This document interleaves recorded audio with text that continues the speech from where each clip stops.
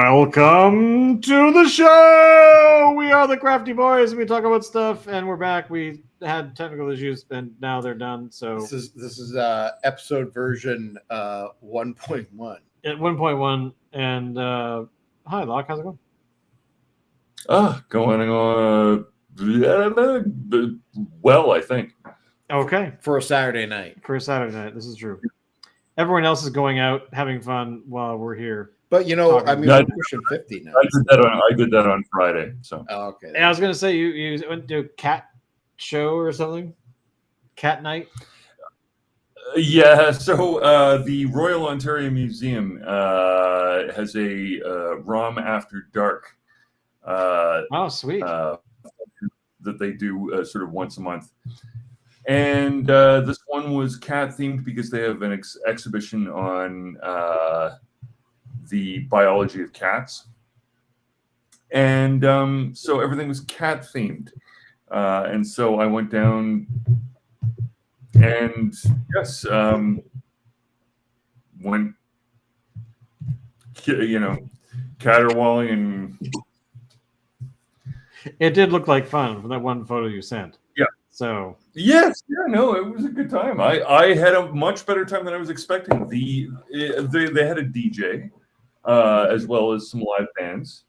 The DJ's first set was kind of a early 90s Manchester kind of a vibe, which I was like very much all about. Nice. And I was neither the best nor the worst dressed person there, which puts us in a fairly tight category of I'm not sure exactly what, but sort of maybe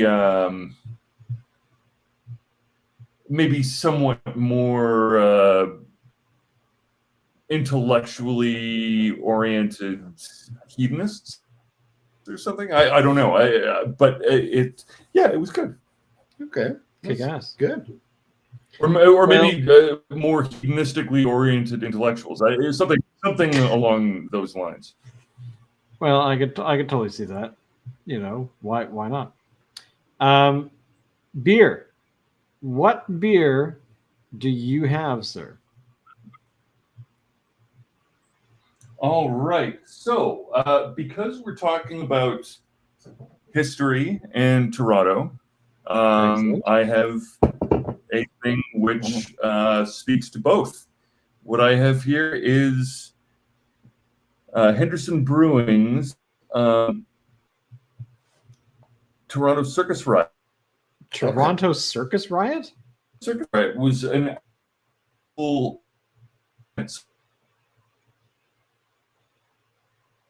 Did we lose him? I'm Larry. I could read what it says on the tin. Oh, there he is. So, was there a Toronto Circus Riot in the past at some point?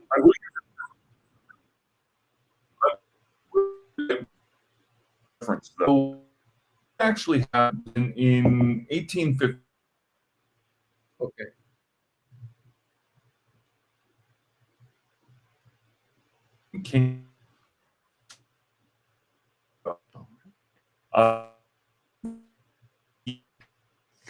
Local.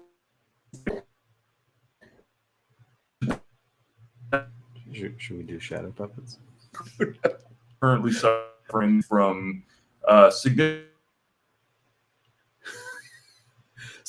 something.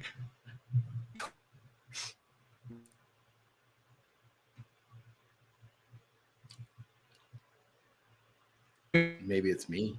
Maybe it's us. I suppose. Maybe. All right. And he's gone. And he's gone. All right. Well, hi, Alan. How are you? So shall we go into our beer? Yes, let's talk about our beer because, the viewers want to know. So this is a special one. This is one that we've been hanging on to for a very long time. So from Central City in Vancouver. Oh, from Central City in Vancouver. Okay, is Lock back? apparently not. There are he we is. back? Are you back? You're back. You disappeared. You vanished. What do we think happened there? I don't know. I have no idea. We're still live. Continue. Ignore it like nothing happened. Anything So you were happened telling here? us about how the clowns went crazy in 1855 and murdered thousands of people living in Toronto.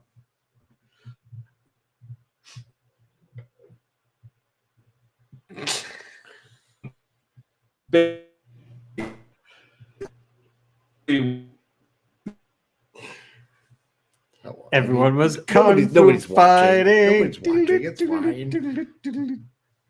Everyone's something rather. Quick, show them your tits.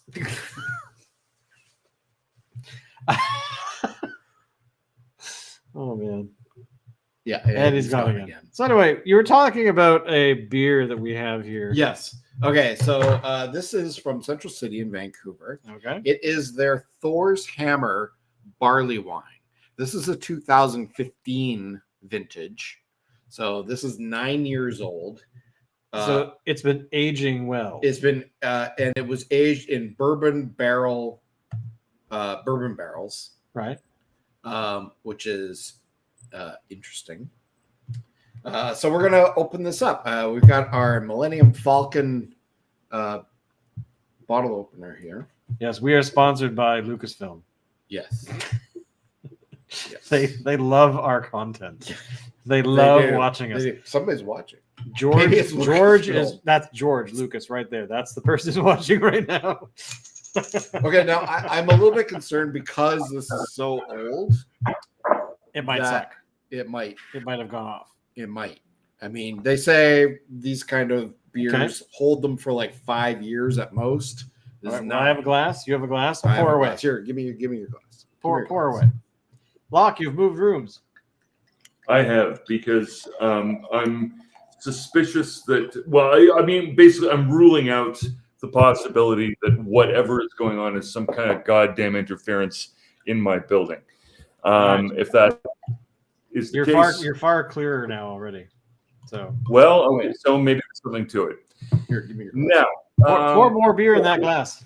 You were saying Right. about the clowns that were killing people in 1855 in Toronto. They were like murderous yes, and thousands died. No. Back up. Okay.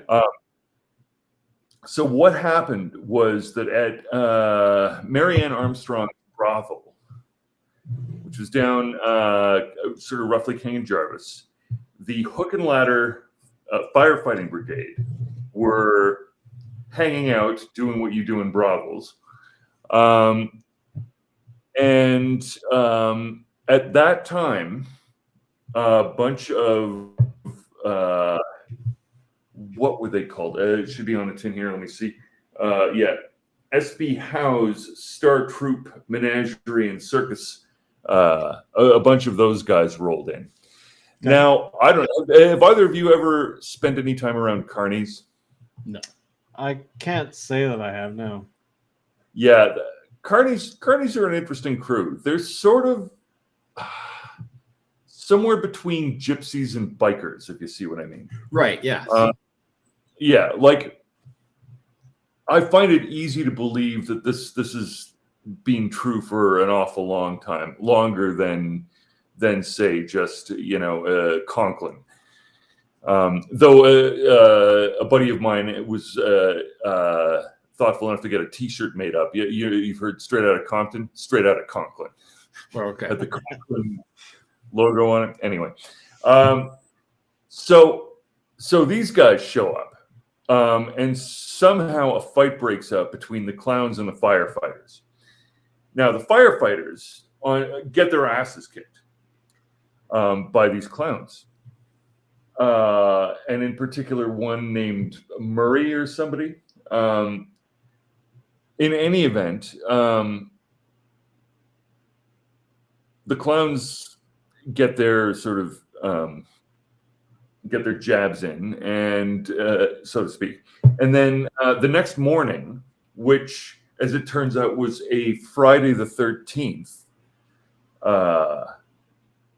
the basically the word got out that the Orangemen had gotten their asses kicked by a bunch of traveling clowns, and so a bunch of people went down to where the circus tents were, which was down sort of near where the St. Lawrence Market is now, and they started throwing stones and bricks and anything they could find, and then burnt down 2 of the circus tents, leading a bunch of the circus people to run and jump in the lake to avoid the fire.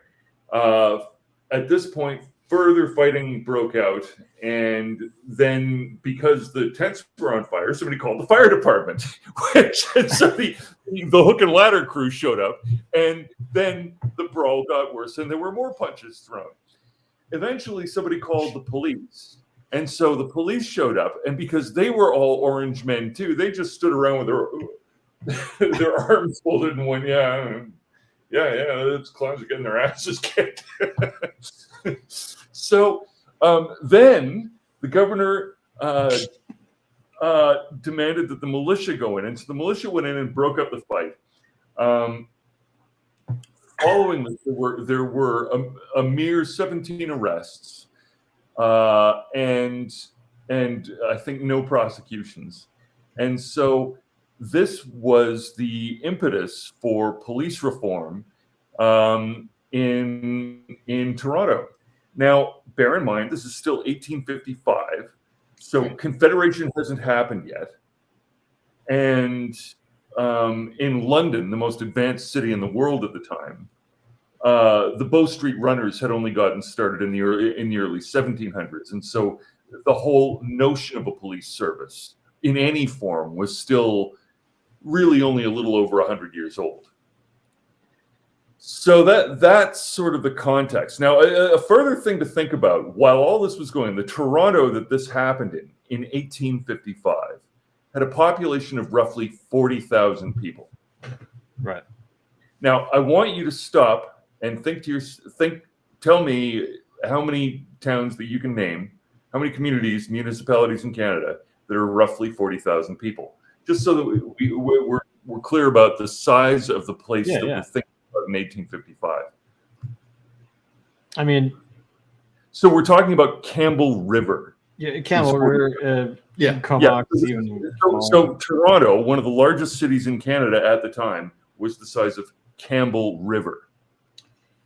I mean, to me, the most interesting part is the fact that this is a piece of Canadian history that we don't really have never heard about. I've never heard about a bunch of clowns kicking this fireman's ass, and then having their need later on, and then the brawl continuing.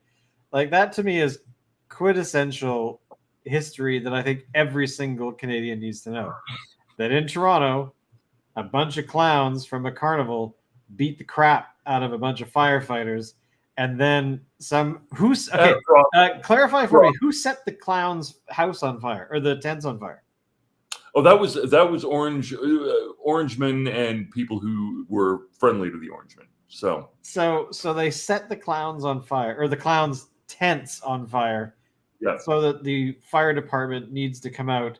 And then they just basically beat up the clowns. I don't think that it's not clear that they were drawing a direct line between let's set them on fire and that will cause the. Oh, okay. So that was just a couple of weeks earlier on Church Street. The same crew, the Hook and Ladder Company, had showed up to a fire, and another fire company had showed up to a fire. And so instead of putting out the fire, they just beat the shit out of each other. Nice. Yeah. You're starting to get the picture of how this worked. Did you catch any of what I was saying earlier about what's going on in Toronto today in terms of carnies there taking over?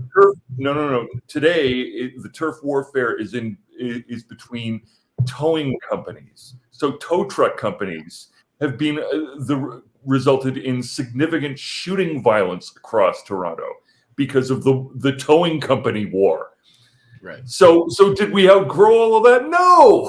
What the mother Murgatroyd? Okay, well, let's not get off topic here. Block. Mayor Rob. Oh yeah, tell us. This was in the last decade. Tell us how the clown beer is. It's not gotten far past firefighters and clowns kicking each other's asses. Right. Block. So how is tell us about the beer. Yeah. The beer is so take a look. Darkish? Dark caramel in color. The dark caramel together with the flavor profile is making me think that this is leaning towards the local camp. This is I think between the clowns and the firefighters, we're leaning a little bit firefighter with this. This has the flavor profile of, you remember Extra Old Stock? Yeah. Yeah. Imagine a darker,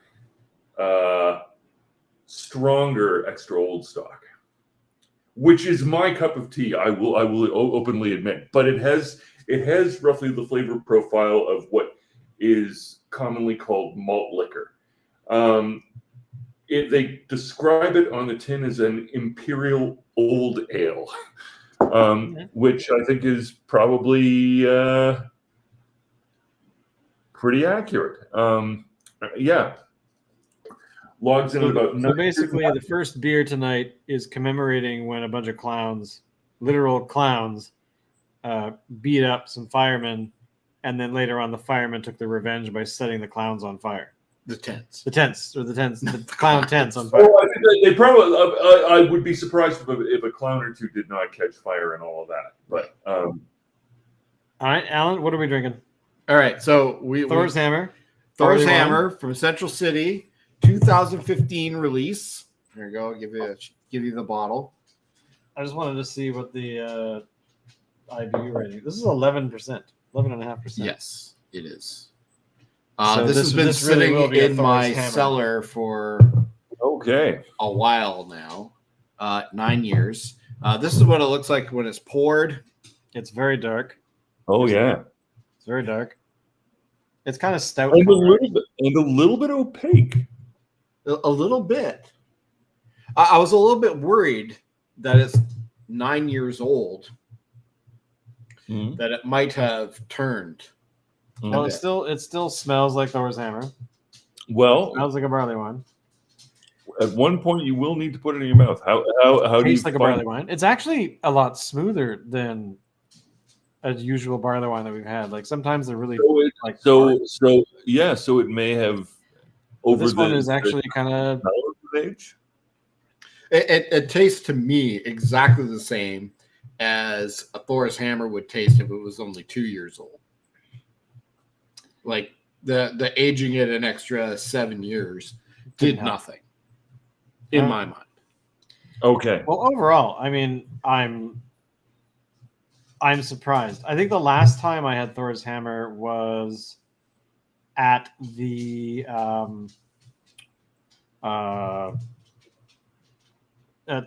Dick's location. Go live, boys. That's right, we are. It's taken a while today. But overall, I think that here's the thing.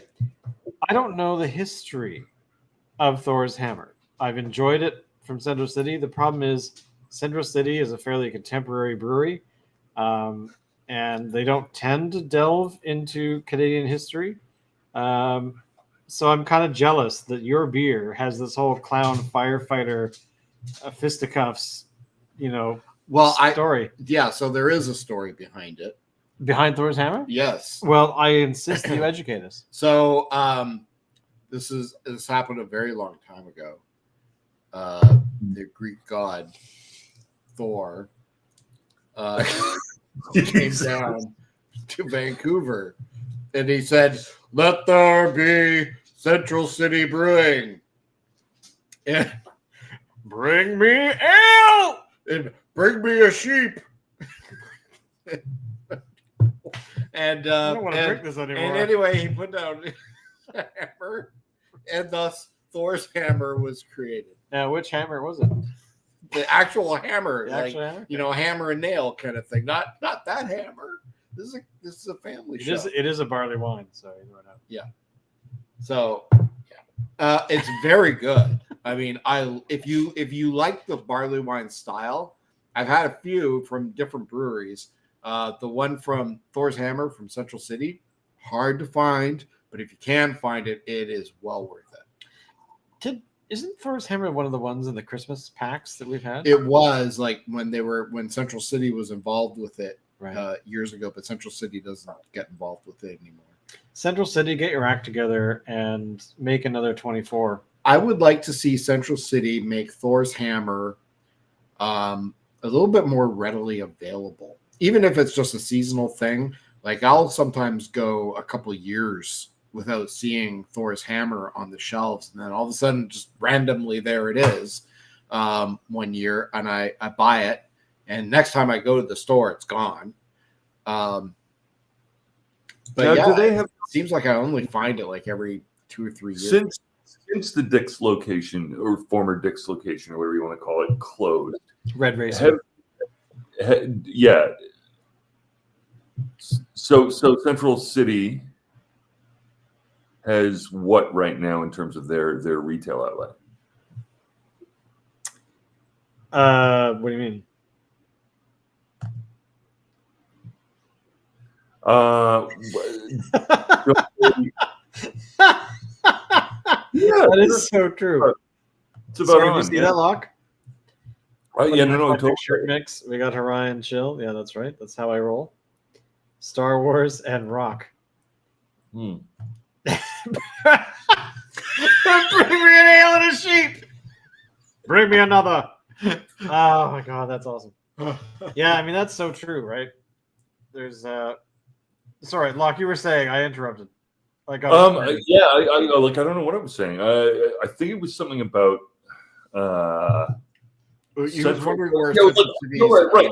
So okay, so what you're saying you want their product more available, and On tap, because yeah. BC still LCBO as the sort of the major outlet, which is sort of government run, which is so fine. That's it's government jobs, right? So those are good jobs. So it's good that they're employing their own citizens. That's awesome. what I'm saying is At the end of the day, the LCBO makes very institutional kind of decisions regarding what they carry and what they don't. And so what I'm asking is, can you get Thor's Hammer through a regular retail outlet by the brewery? yes, but Okay. what I'm Where are saying they? is I don't think they brew it every year. Oh, so you think they just don't do it every year? No. Oh. I think they used to, and I think they now they do it every 2-3 years, maybe even 4.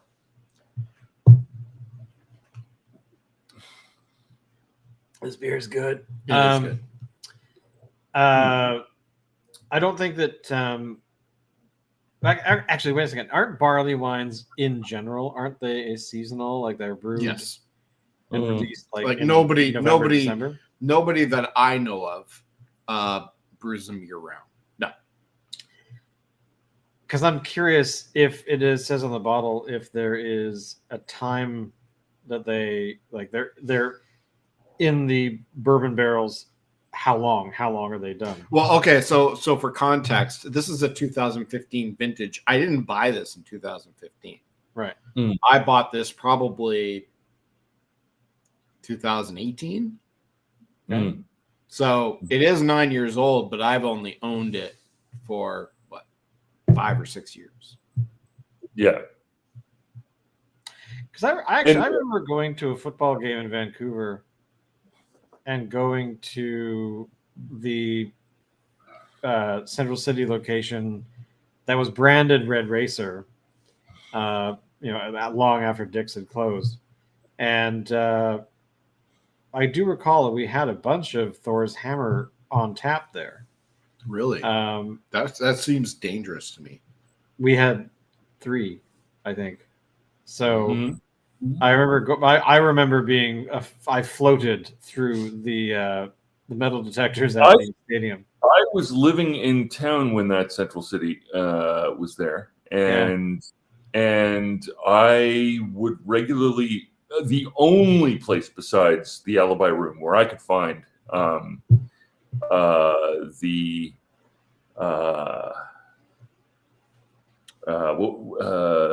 Imperial Flanders Red. What was it? What do they call it? Oh, the Red Racer one? No.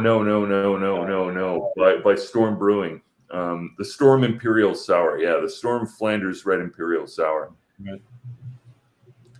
That was a 14%er or so, and had a flavor profile maybe sort of like balsamic vinegar. Okay. Yeah, no, it was a The only that beer doesn't where you sound get a good. side order of fries with it. yeah, you wouldn't be chugging one of those. Not No. gonna happen. Yeah, Well, I mean, it was. I would say it might have been more sour than balsamic vinegar. It certainly wasn't like one of those balsamic creams where it's all sort of sugar. Right. So, would you say the beer you're drinking right now is that a sipping beer or just a regular beer? In your consumption style, I would call this a sipping beer. because this definitely is a sipping beer. Here's the Like, thing. this is Here's the something thing. that you would drink for an hour. Put it this way: you take something like,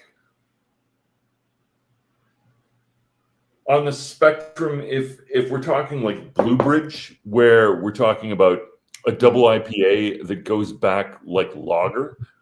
Yeah. Like you can just toss them back and you don't notice how much you've been drinking until you try to stand up. It isn't quite like that. Right. But this isn't Storm's Imperial Sour either. This is high percentage, so it's 9. But and I'm nursing it. I'm not chugging the thing. Mostly because that would be gross because it's just a little too sweet. Yeah.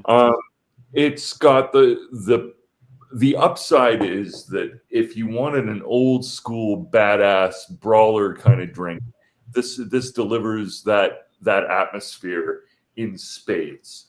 But the way it gets there is by tasting a lot like somewhere between extra old stock and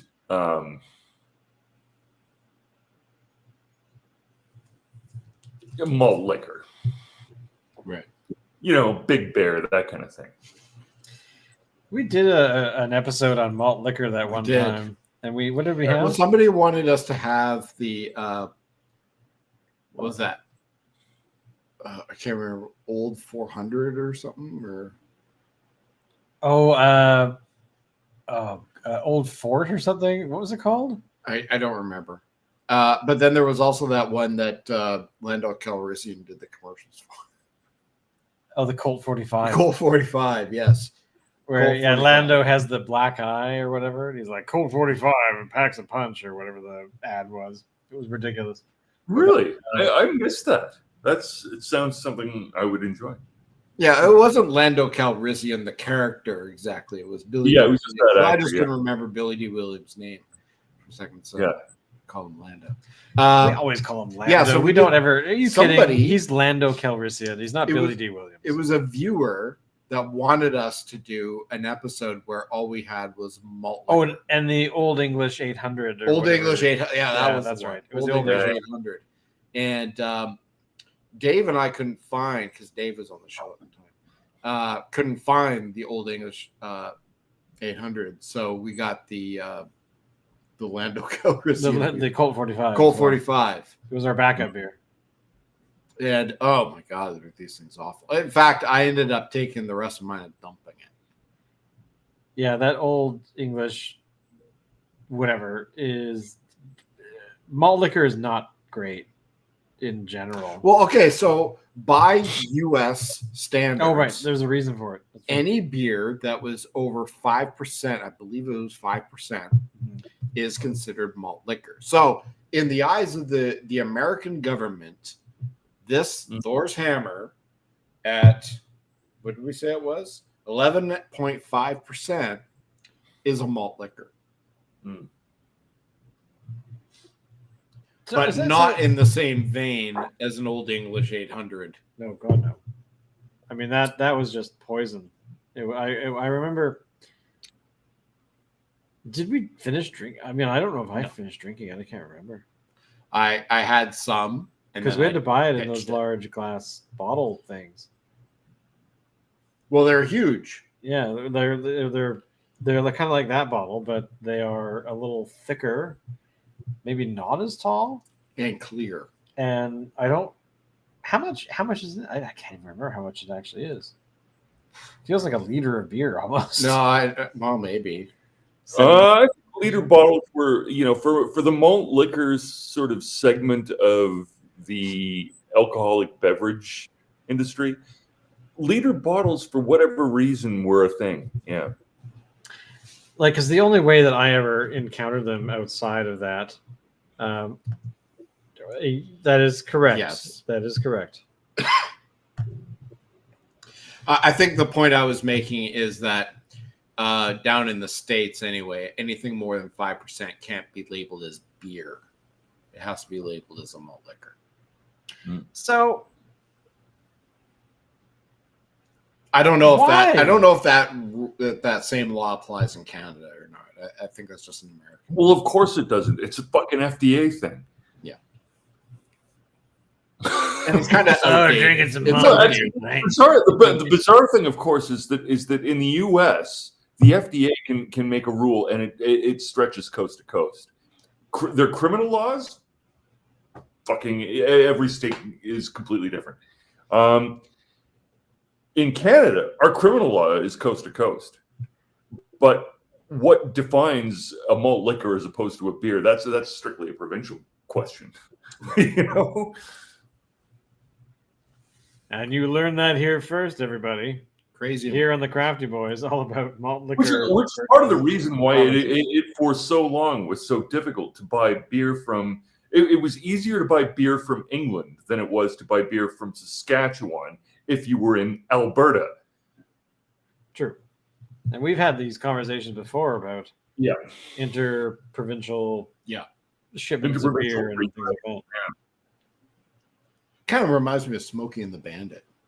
I feel like we should become moonshiners. Moonshiners. We could offer a bunch of money for that General Lee. I saw want at the a airport. 69 Charger. If I'm going to be running moonshine, I want to do it in a 69 Charger. That's right. And we got to do it using copper tubing. And I want to jump over some body of water. over a body of water Yeah.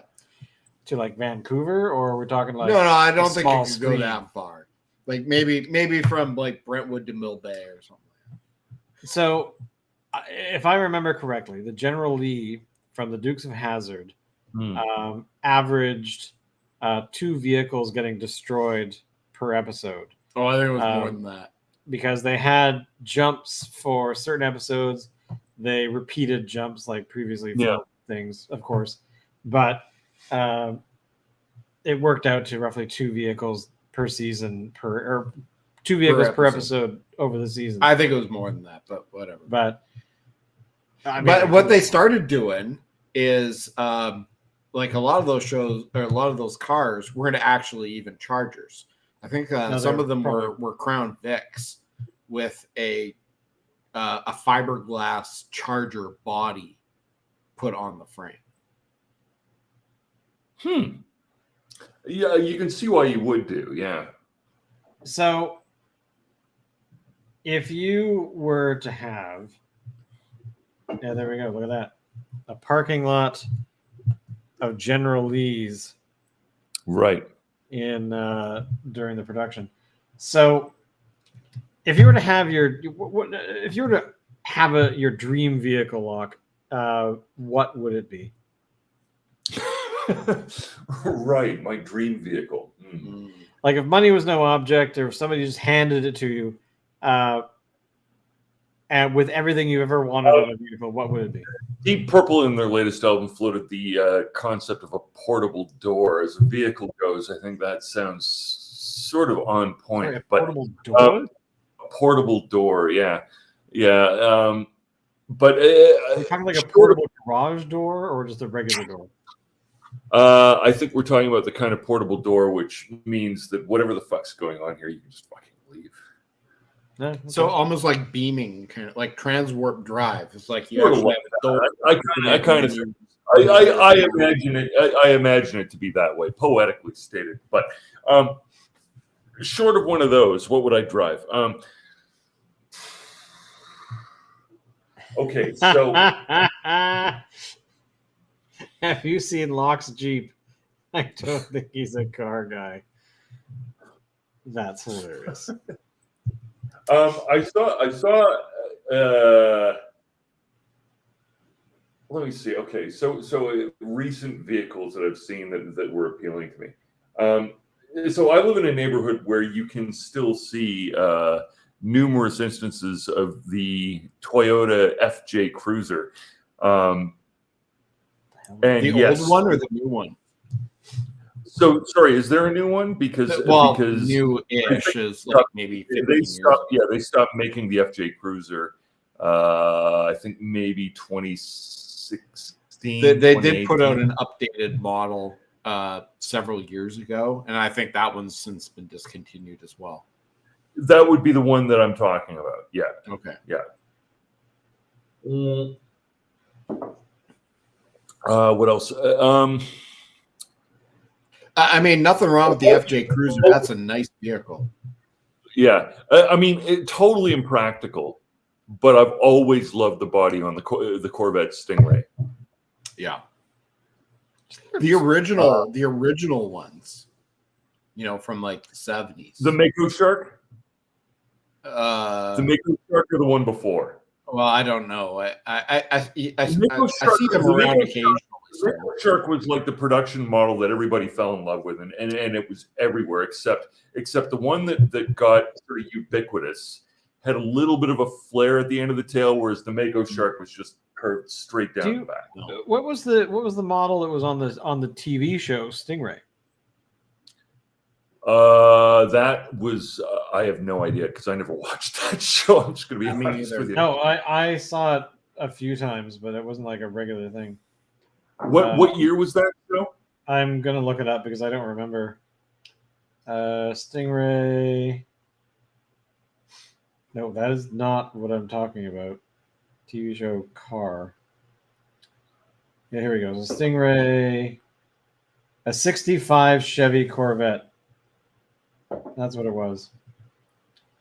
Which would make sense if the show was called Stingray. Well, I mean, that was the whole point. I mean, I don't remember the car was magical or I don't know what the hell. There was something about the car. If it was 65, that sounds like it's before the Mako Shark. That's like that one that was sort of, they gave them all to astronauts and all of that. And they were a cool looking vehicle in their day, but nothing like the curves that you get with the Mako and the one that, the sort of the 72 model, which is sort of the classic. Yeah. Yeah, the show ran from 85 to 87. That's one of those shows that I never really watched, but I remember because it was. I remember it. I never watched it. It was about the car. Yeah. So speaking of cars that are a show, the Cobra. The Cobra, the 60s Cobra. Yeah. That too had fucking beautiful lines. Oh, these are all sports cars. So I mean, as a daily driver, I mean, is it something that would be practical for me? No. Fuck, these things that you're talking about are trailer queens. As art that I would want to have in my garage. Yes. Daily driver, I fucking don't know. Daily driver, I sort of think I'm suspicious that actually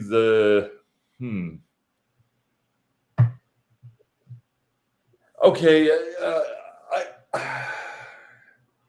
I know the straight up and down windscreen is odd and ultimately a liability in terms of fussy to replace, but still I like that FJ Cruiser, the recent one.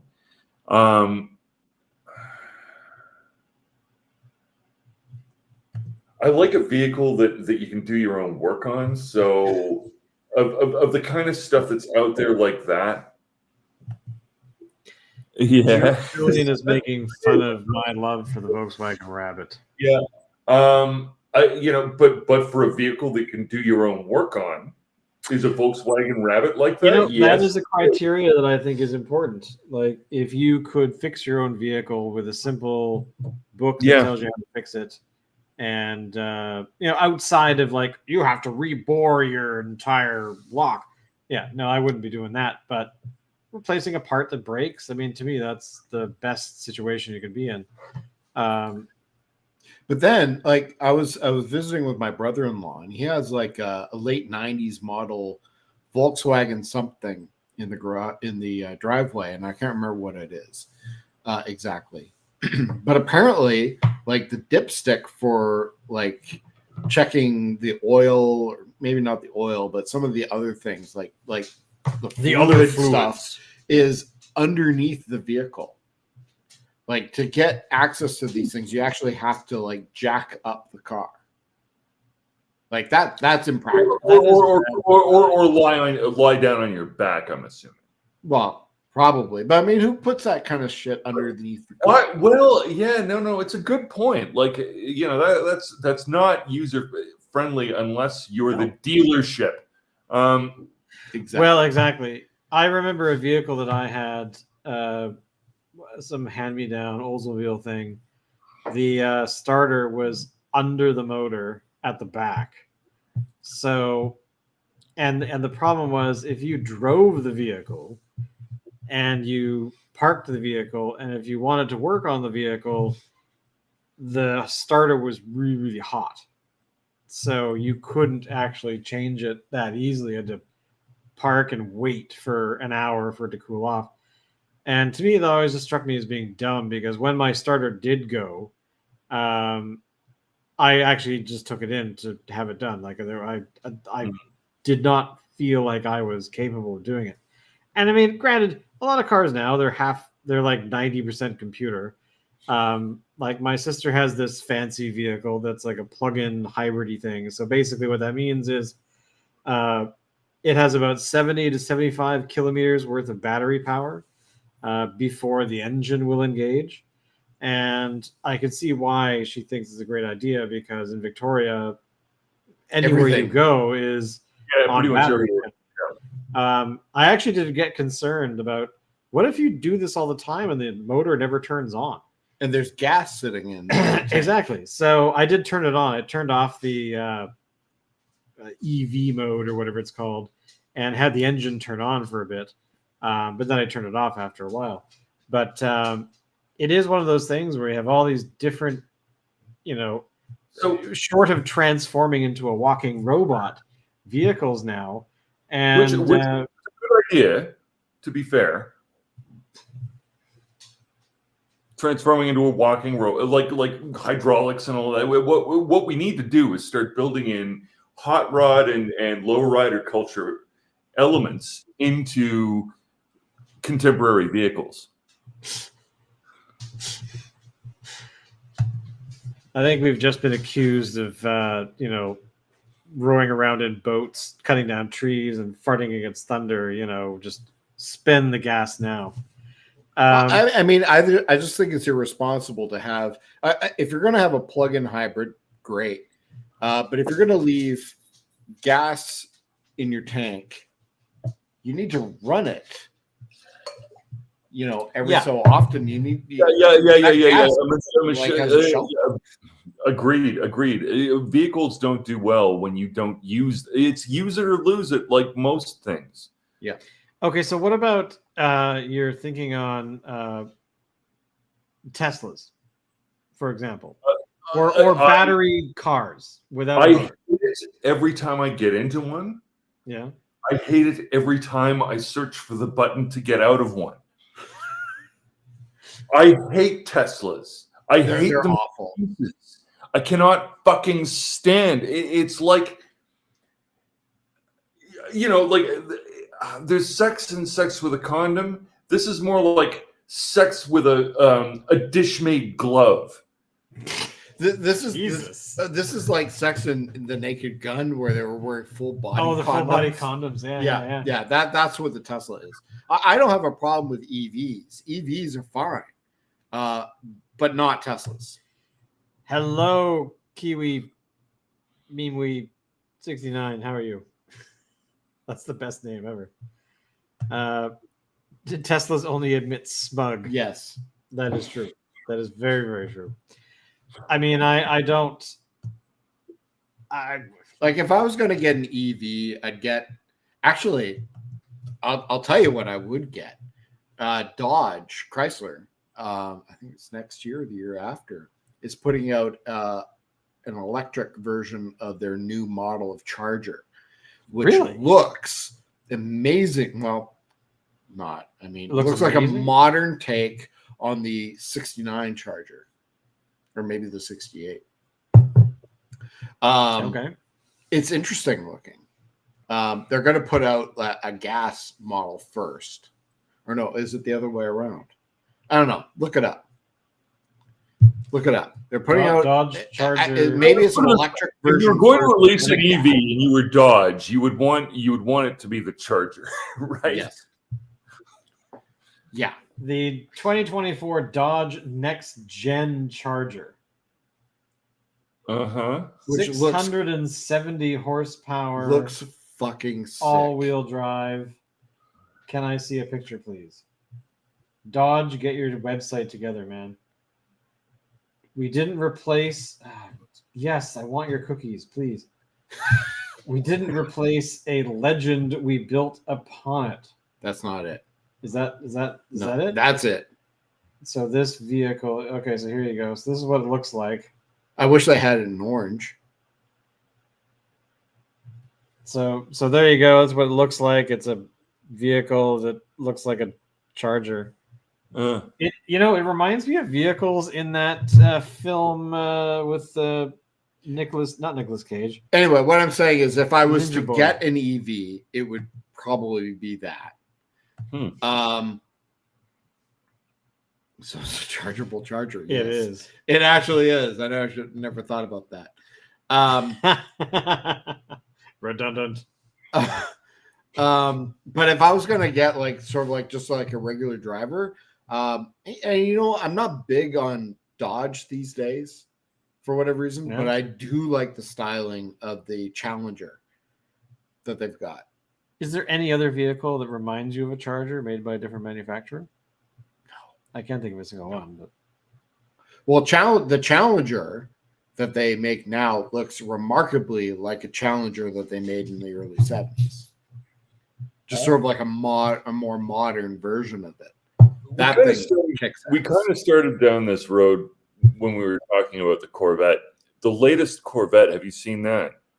no. I don't know. It doesn't look like a Corvette. It looks like a fucking McLaren. Okay, maybe I've seen it then. See, you got to spell it right. That's your problem. This you have applied. You to a spelled Corset. Okay, I know it was actually with. Yes. Okay, Oh, I see Google. what you're saying, Locke. Oh wow. Okay, so the Corvette Stingray. There you go. It's not the greatest photo on my phone, but that is a. That looks like an Italian supercar. Now, but here's the question: you were saying earlier, Locke, about the daily driver versus a sports vehicle. What would be your daily driver, or would you not? I mean, He said FJ Cruiser. the FJ Cruiser would be your daily driver. I mean, understanding that right now I'm in Toronto and I'm contemplating moving further north. That's that, or because finding a good condition used model would be the criteria there, and one that I could afford, or one that I wanted to do the work on, or one that I wanted to pay for the work.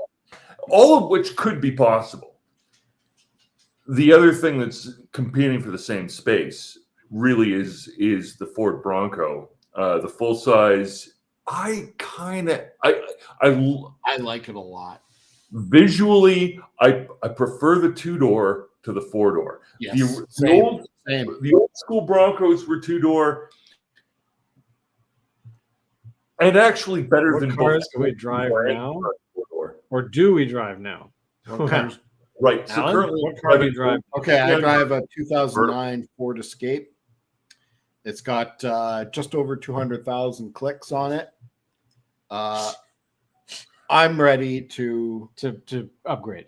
upgrade, but The problem is that we just bought my wife a new car this year, so I'm Take it not back. going to be able to upgrade for at least a couple years. Return it.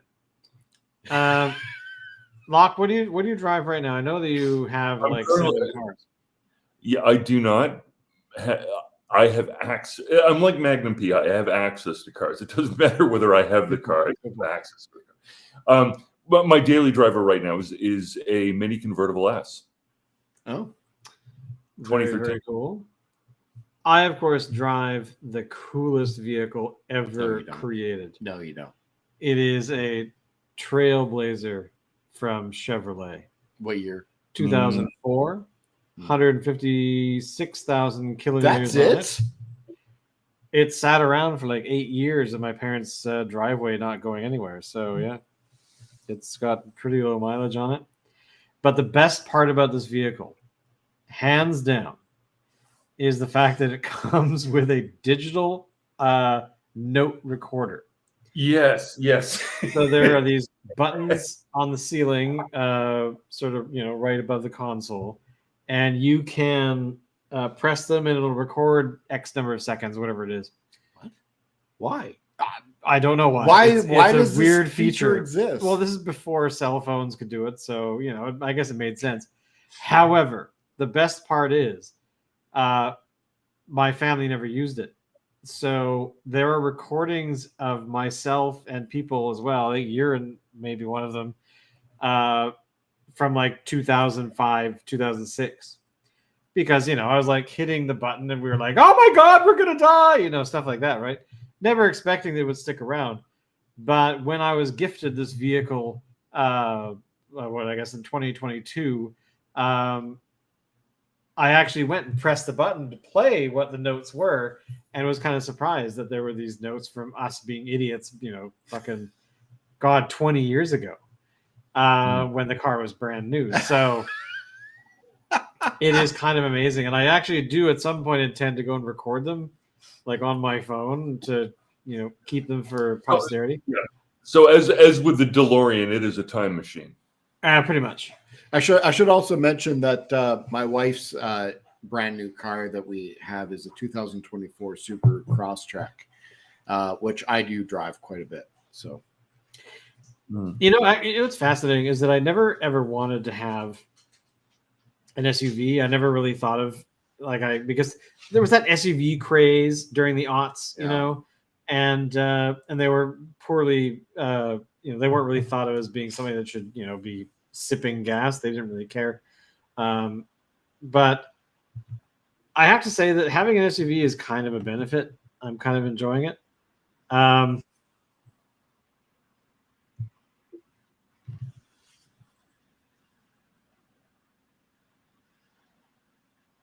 Yeah, well, actually, I'll tell you this: I have taken that Trailblazer from Vancouver to Regina twice in the last couple of years, and I always was concerned that it might be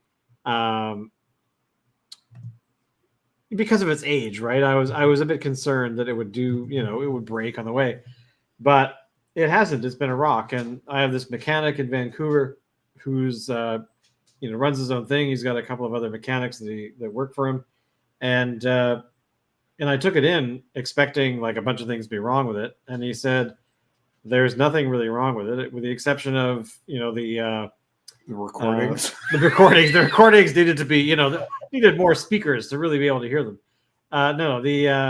The air conditioning needed to be recharged. He said I tested it for pressure. It maintained, it didn't, leak or anything. But over time, Freon just doesn't do the job. So he recharged it for me, and then I had aircon. So it's, leather seats. It's very nice, and they're reliable. I at least so far. I mean, it's a 20-year-old vehicle this year, and it still drives really. But really well. Shouldn't you expect a vehicle last for 20 years? Well, and that's the thing, right? Is that how long? I'm very curious how long a Tesla, like a general Tesla that people drive, as their daily driver, how long they actually last. I'm going to say 8 years. Because generally speaking, 10 years is pretty good for a car. A lot of people think they should last for 30 or 40. which some do. But again, at some point, I know that particular vehicle that I have. No EV will last that long. No? Not No. at all? But the battery, well, the car Well, itself okay. may last that long, but the battery would need to be replaced in 10 years at the very most. Mhm. Is the most. But the thing is, I did the math, and it depends on where you live. Like here in BC, with the cost of hydro, if you can buy an EV for about $40,000, and it depends on how much gas you normally buy, you could pay for that. That car will pay for itself in 10 years. Okay. So that if you need to buy a new battery after 10 years and you can run it for another 10 years, that battery will probably pay for itself in 5. Well, there's a program in Europe that's being tested out for the past couple of years where EVs don't keep their batteries at all. They actually have replaceable batteries, and they go to these stations where they drive in, and the car is lifted up. These clamp things come out of the floor, grab the battery, pull the battery out, and it goes down under this recharging station. Essentially, it grabs a different set of batteries and then puts them in, and then you just drive out.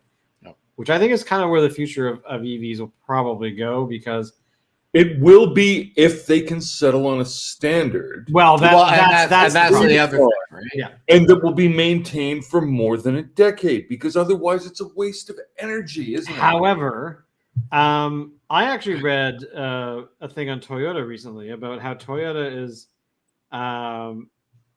trying to. I have a Toyota. What's a repair shop, Daddy? Lol. Well done, checking. I have a Rubicon Jeep. Well, the thing is that the Toyota is now taking their gas engines and converting them to burn alcohol instead of gas, because Say it isn't so. well, not this kind of alcohol, but like okay. we're talking like basically stuff that like F1s or whatever those race cars drive. Okay. They basically burn alcohol because if you burn alcohol, apparently there's no flame, and that's a dangerous thing in racing. But that's basically what they're trying to do, because it has the same output as like those really expensive fuel cells for hydrogen. Yeah.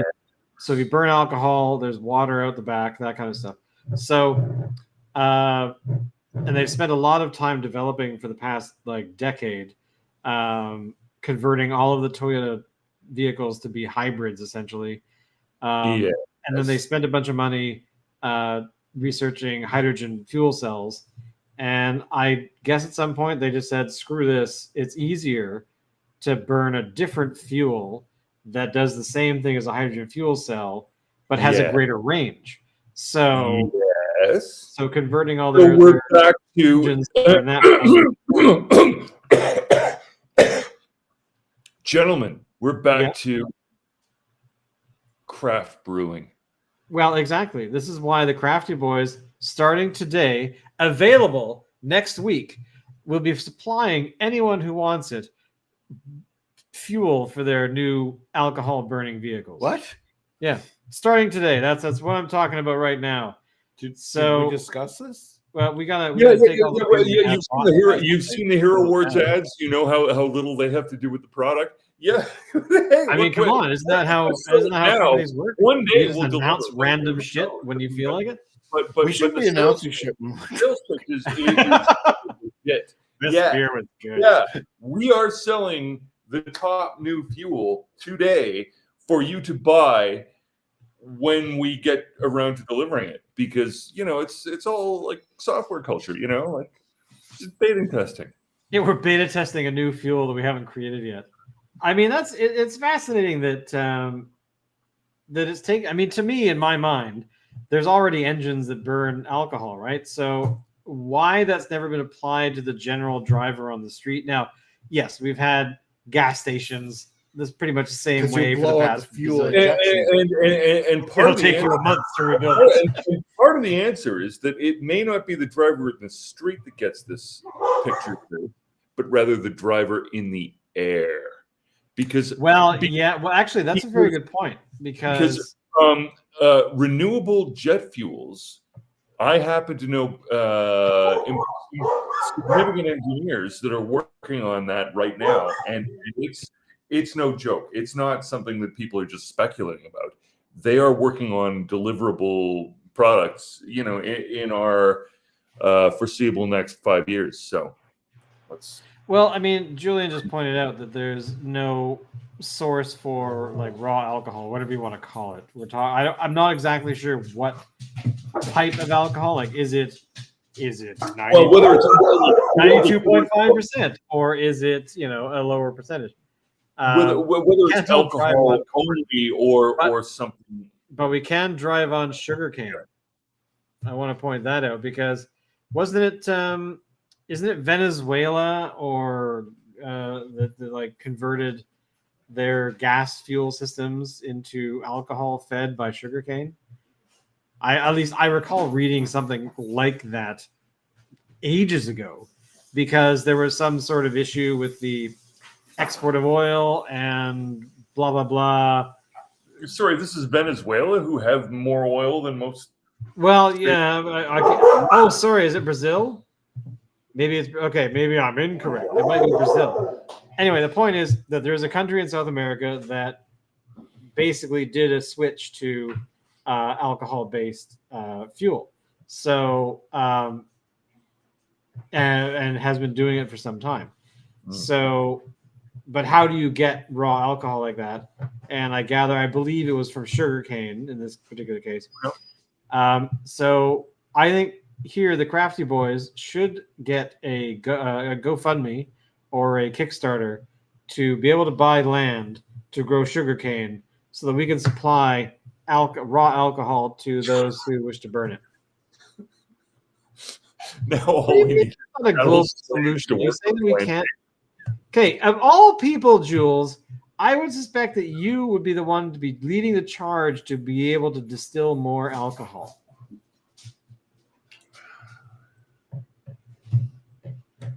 Good luck to your Chevy truck's lifespan. This beer was really good. It was really good. You know that other beer that we have in the fridge? I don't think we should touch it tonight. What other beer? That other one that was kind of like leaking or whatever. Wasn't leaking. Not leaking. Like I can't find a source of the leak, but I touched the bottle. Well, and I had bring some it stuff here. on We my can tell hand. them what it is, though, because I'm very curious. Just a second. I don't remember. It's only been an hour. It's only been an hour, well, then we should drink more. Welcome to the Crafty Boys, everybody, where you get to watch us sometimes get loaded on screen. Indeed. Well, I know you want to drink it, but the reality is sometimes you got to burn it. What is everyone drinking tonight? Tonight, we had... You grabbed the Okay, so we had from Central City in Vancouver, we had Thor's Hammer barley wine. This was a 2015 vintage that was aged on bourbon barrels. So it's like 9 years old. It's 11.5%. Yeah. It's been bottle conditioned for 10 years. This other one, now I had this one here in my beer cellar where I have a collection of barley wines and other things. This was actually a gift for my birthday this year from my son, and I hadn't opened it yet. And it's already leaking? What kind of a Well, sun okay, do you so I had it and I touched the top part. Maybe it's just the wax is melting from the heat. have? Okay. So there's wax on the top here, and Heat in your cellar.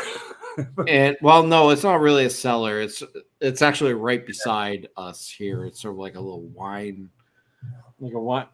caddy. Maybe thing. the seal wasn't. The rack is what it is. Maybe. But It's anyway, not- it's this. It's called a double black mash from Emmerger Brighouse. I challenge anyone who's been drinking beer to But- say that. But anyway, it's not North American. Let me just see here. It is brewed and bottled by Thank you, Amager Jules. Brewhouse. Central Chris- City is in Kristen Sweden. Hodge, 38B, 2770 Kastrup, Denmark. He's from Denmark. What's for reading out somebody's general address? Well, it's a company. I'd like everyone to send their letters. I to would this think that any individual. private company would want their address It set out over the internet. Like you we're, never know we're influencers, right? of what Of of who. these Under guys. Please follow us and tell us. By the way, if you are watching right now and you are wanting to know how to get more of this incredible content, make sure to give us a follow on our Facebook page, because we can no longer stream directly to Facebook because they changed the rules that because we just don't care. Nobody, but that's fine because nobody uses Facebook anyway. Right. This So might be- this might be what I am drinking this evening is a thing by Henderson Brewing from Toronto. Don't bite. And- Don't bite. Don't bite. Don't bite. Here is Toronto Circus Riot beer, and it is an The Toronto Circus Riot beer is the best beer story I think we've heard ever on the show. Totally. Imperial Old Beating Ale. up firefighters, like And then firefighters setting fire to clowns. I mean, come well, on. not to the clowns. to That's a their- to their movie tents. right there. Why Yeah. is that not a film? Yeah. I DiCaprio believe that and the his, only you know- reason the clowns ended up in the lake is because they were on fire. So Yeah, that's true. Firefighters setting fire to clowns. Yeah. In So- 1855, there were So dead anyway, clowns back in to the this Wow. double Sorry, the black beer. mash thing, which is a double mash. And this is all because Torontonians are so polite. yeah, well, of course. Yeah. They're the most polite Canadians. You know? Which we thought that this- no. This is a follow-on story because I did not tell you the story of how I obtained this beer. okay. This Oh, was geez. only available at one Toronto liquor outlet. That was the one on St. Clair and Avenue Road, and so I had to make a separate trip to get this stuff. I walk in, I eventually find it, I grab a bunch, walking on my way out, and me and another gentleman arrive, sort of at the cashier roughly at the same time. And he's like, he had earphones in, so he's like, oh, yeah, no, you go first. And I'm like, no, I actually think you arrived a little before me. And he's like, well, I might have done, but I would be happy if you went ahead. And I was like, well, look, no, I really think that you were here first, and I don't have a problem with. And then of course 2 cashiers opened up, so we just went ahead. But it was 2 Canadians being polite to each other par excellence. So that does exist. Side by side with, we will also go to brothels, get fucked up, and those of us that are firefighters will beat the shit out of those of us that are clowns, and those of us that are clowns will beat the shit out of those of us that are firefighters. You got that? Yeah. That's awesome. I wonder if this is lore in the firefighter community in Toronto, like today. Probably. Like if you walked in or met a firefighter, they came to save your house or whatever, and you said, "Hey, have you beat up a clown today?"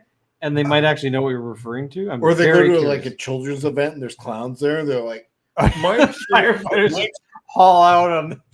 My experience Start with kicking both the clown firefighters asses. and with clowns is that yes, they're like that. Yes, they note this kind of thing. Yes, this will be carried around for some generation. Yeah. so what I was trying to say about this beer here, Yes. that one there was powerful enough at 11.5%.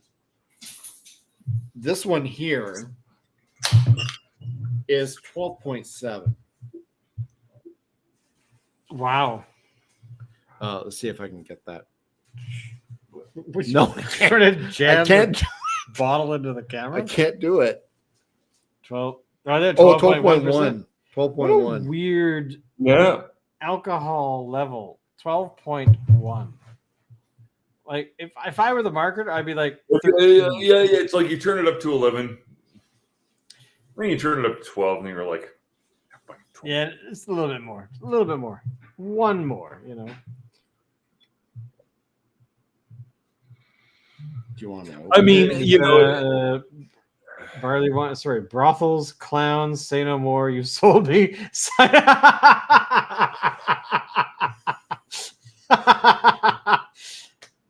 I love you, Benjamin. I love you, man. Yeah, I mean, what a weird bit of Canadiana. Like the time that a bunch of clowns beat the crap out of firefighters, and then the firefighters set fire to the clowns. I'm just gonna leave it at set fire to the clowns. Yeah, okay. It was their tents or whatever.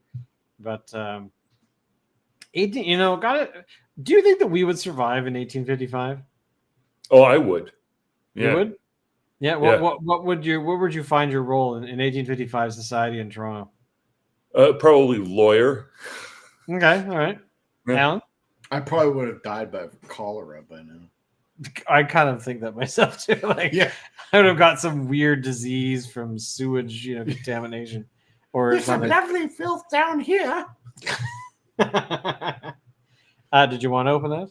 Or you Yeah, wanna- maybe we should. All right, do it. Do it. All right, I have a I'm glass gonna do here it. that might need a rinse. Entertain the people. All right, I'll entertain the people.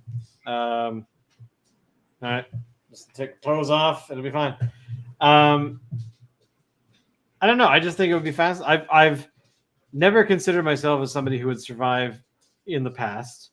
But as a lawyer in 1855, what would that look like? Are we talking like smoking jackets in the? Or whatever. Okay. So my family actually arrived in this country in about 1755. Here you go. You would have been chatty with John A.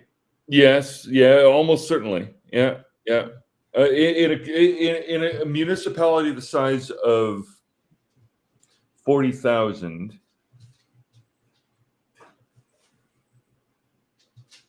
I would have likely been one of the few people that John A. would have noticed lived in Toronto, because he wouldn't have lived in Toronto. He would have lived in Ottawa. But yeah, I mean, and this is sort of the point, is, you know, like people that you occasionally get historians that fuss over whether so and so would have ever actually known so and so, or if these two characters in history would ever have met.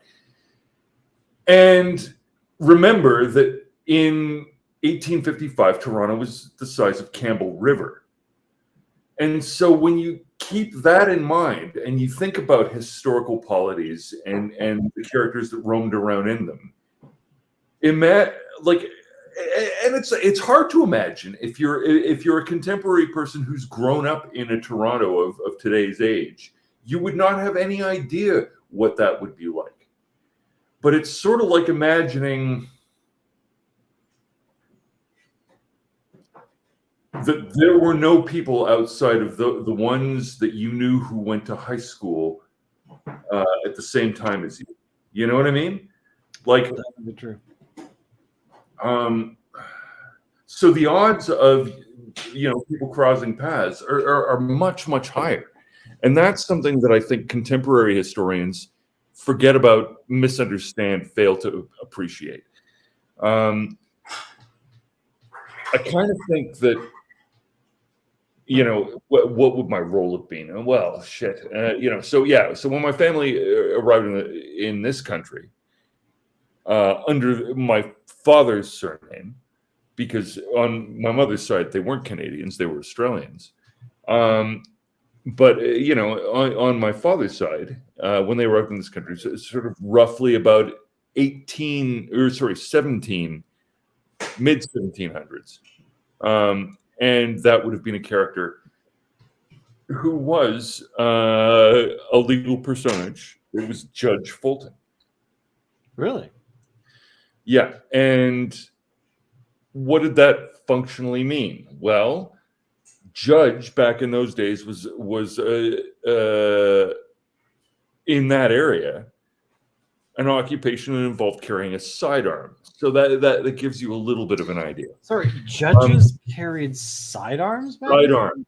Yes, yeah, because when you went around doing, because this is before vehicles became convenient or speedy. And so instead of people coming to where the court is, the court would travel around from town to town and village to village, doing what were called the assizes, which was they would show up and they would hold court proceedings for whatever matters were in dispute in that community at the time. Which is to say that if there was dispute in your community and the assizes weren't for another 8 months, then the matter would have been put on hold for another 8 months.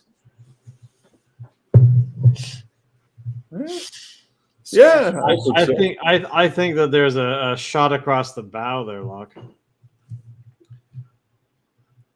Well, yeah, look, not really. This is coming from Englishmen, so I mean, the Australian and Scots, you know, the Australians and the Scots are at least as friendly to the English as Mel Gibson in whatever it's called. You go ahead.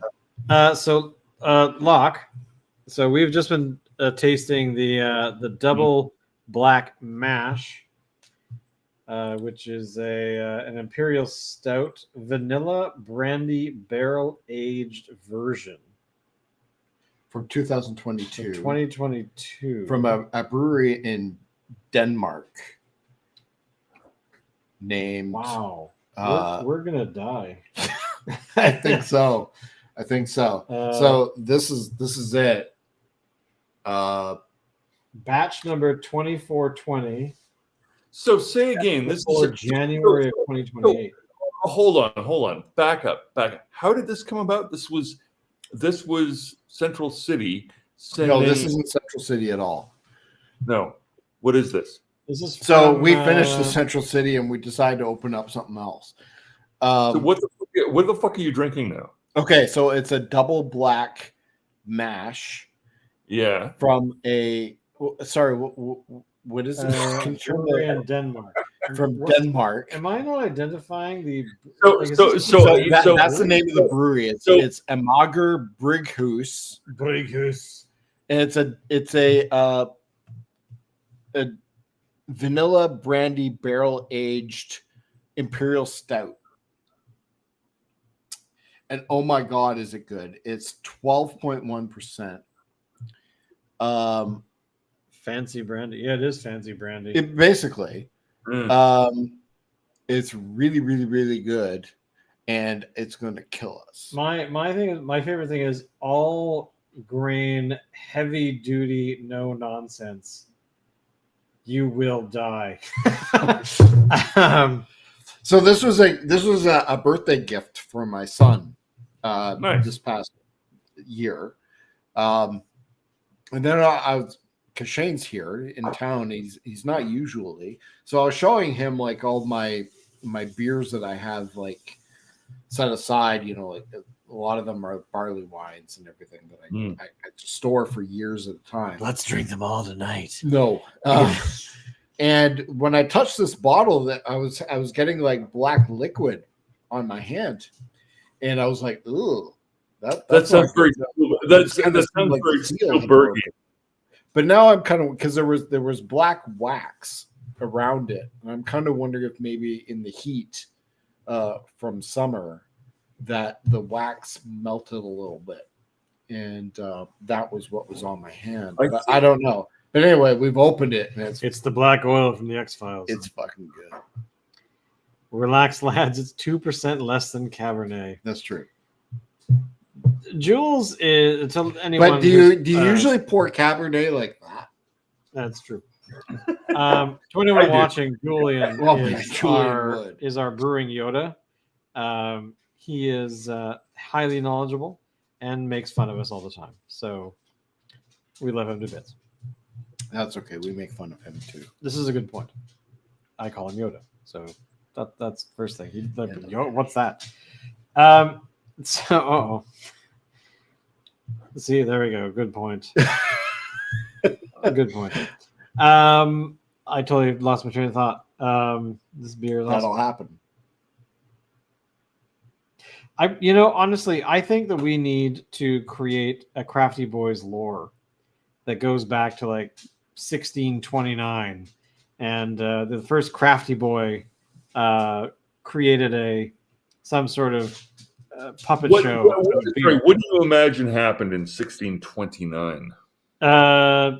I picked that number randomly. Let's see, Canada in 1629. Let's see. There was no Canada, I know, but I'm just going to ask the internet to see what the internet says. The fall of Quebec. Okay, all right then. It probably had something to do with beaver pelts, I'm going to imagine. New France from 1600 to 1730. So in 1629, during the Anglo-French War, had already encountered organized a military expedition under the command of two brothers, Jarvis and Thomas Kirk, to conquer the French settlements in Canada. So there you go. That's what was happening in 1629. So I picture us actually being descendants of the French. The Crafty Boys, I mean, not us individuals. We're like a member of an organization, but Oh, I see. So you're postulating like a secret society of Crafty exactly. Boys. Of course, the Crafty Boys is a secret society. Okay, there are thousands of members. Okay. And you're determined that this has to be related at least that far back, because from 1629, the problem that I find is that the culture of secret societies shifted pretty radically after death of Charles I, at least in the English-speaking realm. Which is a little later.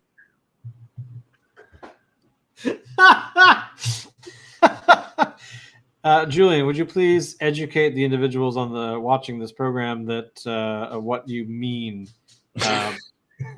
just in some minor detail? Right. You're saying in case any of our Quebecois followers have asked.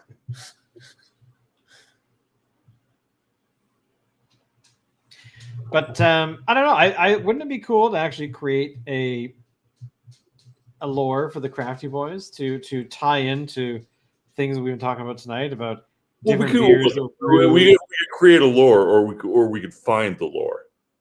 Oh, well, we could find the lore. This is true. Look, the truth is, there's enough going on under the surface of contemporary culture and past culture that those that dig around often find things, undiscovered roots of opinions held. And would you like to explain to people about the book that you wrote about a secret society? I've not, and I'm not about to now. In school, I was taught about the Brits having to cut through all the woods during that period, and basically just in time, I was playing the game Oregon Trail, where I think everyone in that game has died of dysentery at least once. Yes.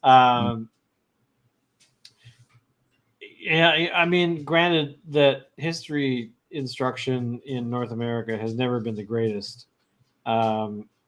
Were they not teaching that Columbus discovered America and all of that crap all the way up until the 1970s, maybe 80s? Aren't they still teaching that? I don't actually know. I don't know. I've never attended school in the States.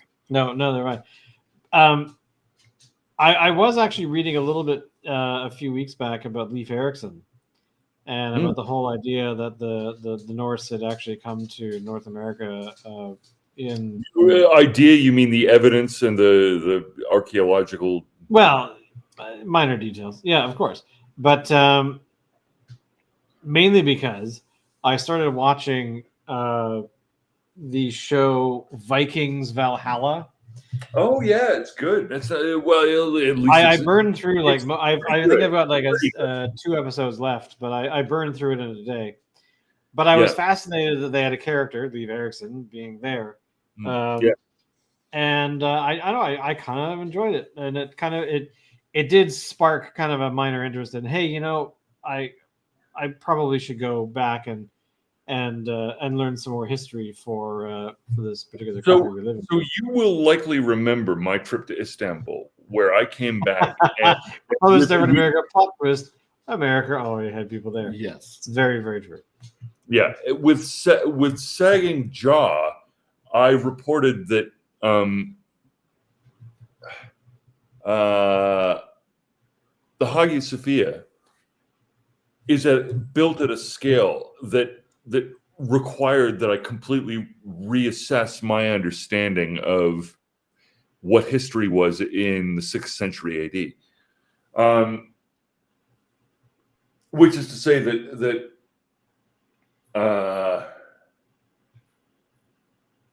growing up with sort of a 1980s version of English history for people who were keeners, I still didn't have enough of an appreciation of the Byzantine and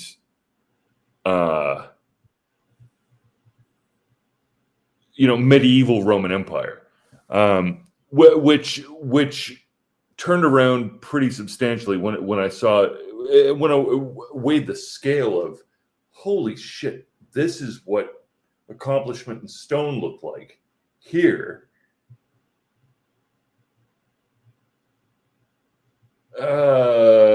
Something like 1,500 years ago.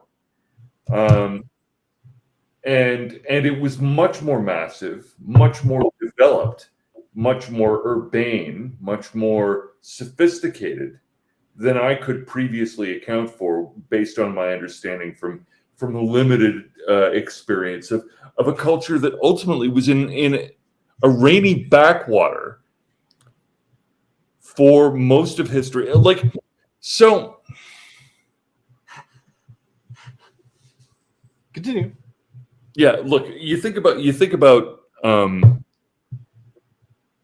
when we assess different periods in history, typically we look at the focal point as being the highest point at which humanity was active at that period in history, to our knowledge, to the extent that the evidence will show. And so when we think about 2,500 BC, we imagine ancient Egypt as being pretty central and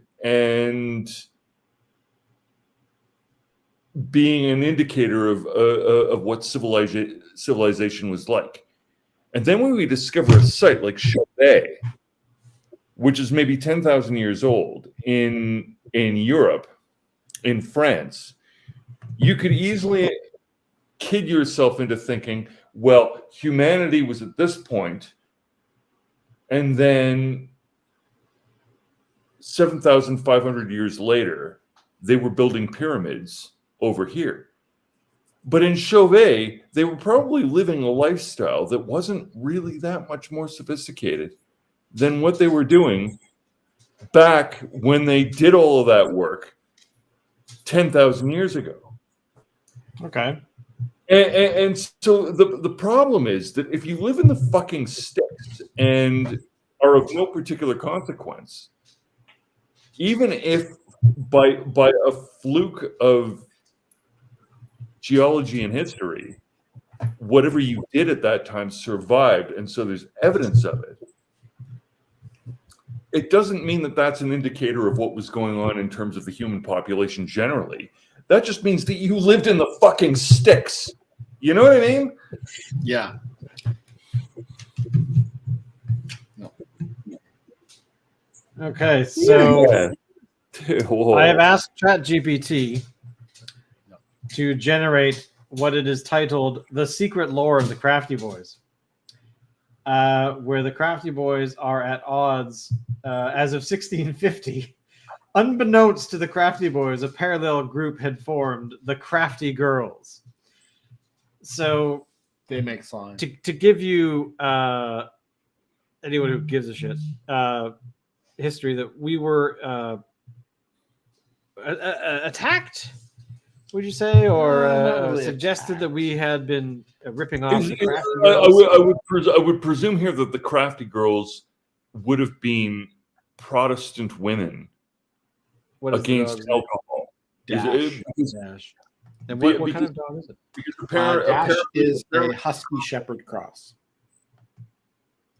And apparently, sorry, Julian said that the aliens created.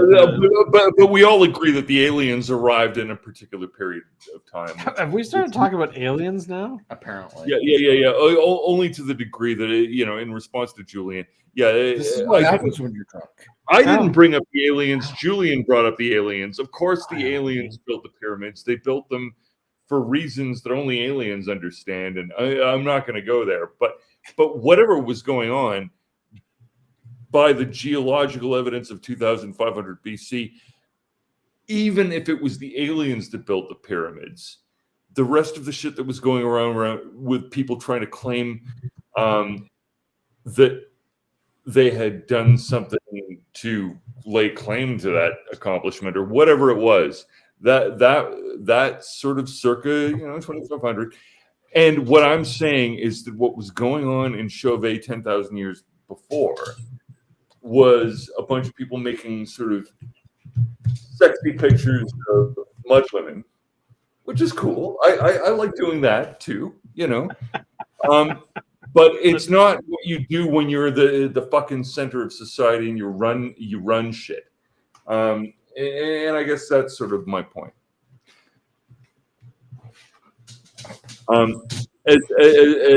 Yeah. Anyway, so you were going. Where were we going with this?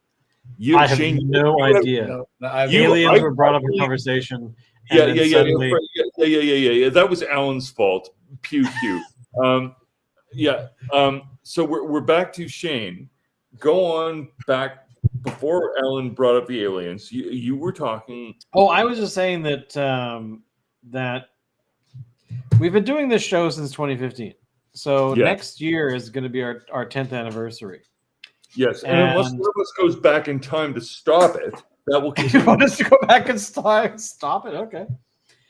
Well, so that'll continue to be the case.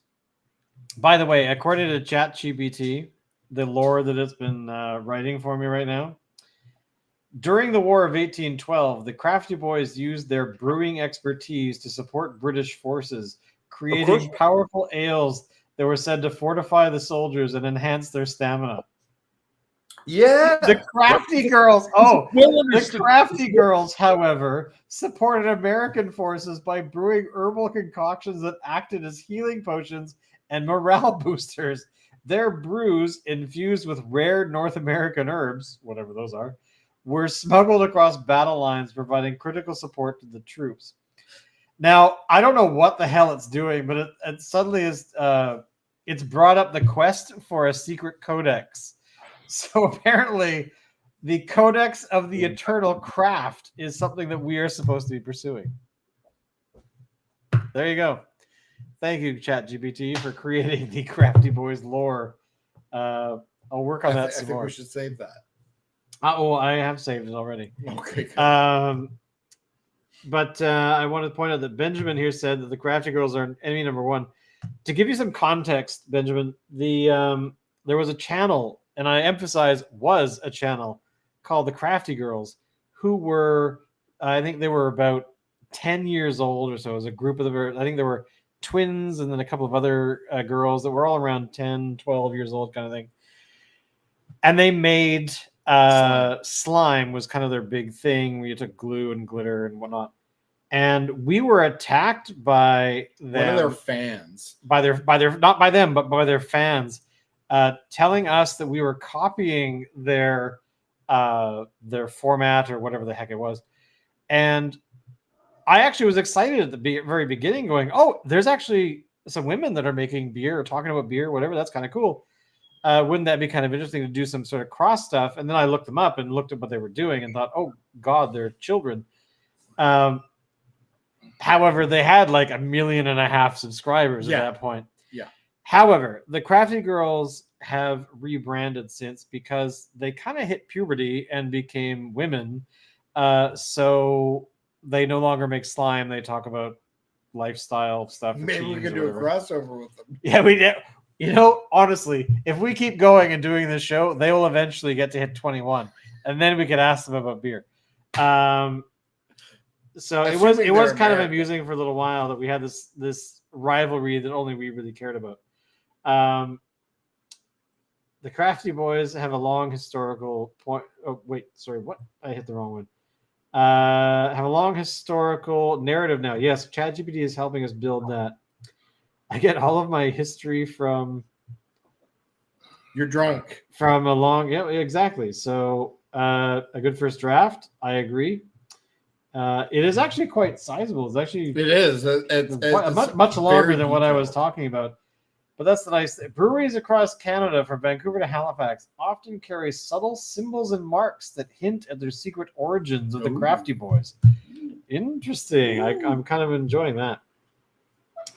The Crafty Girls wish they had girls, but yeah, well, this is true. Shut up. But yeah, I mean, I I'd think like to have a girl. you have 3 children. What happened? I don't know. They left. What's the problem? Beer is good for us. You guys should watch that ChatGPT episode of South Park. You know, I did not know they had a ChatGPT. I didn't know It wouldn't either. surprise me though, because have you ever actually watched the documentary on how they make that show? That came out a No, few years but ago? you know what? I lost interest. I shouldn't say I lost interest. It's just I really kind of stopped watching it after Chef died. Mm, After they killed off Chef. true. And I understand why they killed off Chef, because Well, I gather it's going into like season. I had stopped watching television content. same, Well, same. I mean, actually, oh, man, that's a I don't whole watch television at all. Or not, pretty much for like 5 years between sort of 2008 and maybe 2014. Which would be more like 7 years, but whatever. 6.5, I don't know, whatever. And then I went to law school, and to fall asleep at night, I would occasionally just anything to fucking turn my brain off. And then COVID hit. And so I went back and watched a whole bunch of, but not really a lot of, what happened in the period that I was totally out for. Now, that said, between about 2001 and 2008, probably didn't watch a lot of TV then either, if I'm being honest. So I might have caught up on the 2010s, but the noughties, I have no idea what the fuck happened. I might productively go back and watch that, except when I look and talk to the people that watched TV from that period, I don't envy them. I don't even know what that is, Joan of Arcadia. You've never Joan of Arcadia is you know what? You have to watch it. You know, It's ever ridiculous. since It didn't last very long. Ever Like, it was since pretty- there's shows that are available on streaming channels only, I found that TV died. Elaborate. Well, because like, say if something's on Paramount Plus and I don't have Paramount Plus, I'm not going to get Paramount Plus just so I can watch that show. Do you want to borrow my Paramount Plus No, I don't password? want to borrow your Paramount Plus. You keep your garbage to yourself. Give your garbage TV to yourself. If you do, the It was just an crafty example. boys are It going was to an come. example. But you know what I'm saying is, like, what's that one? That really popular one with the football coach or the soccer coach or whatever. It's on Apple TV. Ted Lasso, Yes, which I've never I've seen. never seen it because I don't have Apple TV or Apple Plus or whatever, and I'm not going to. Yeah, just so I can watch that show. And presumably you don't have Put Locker either. Here's a question for you. So if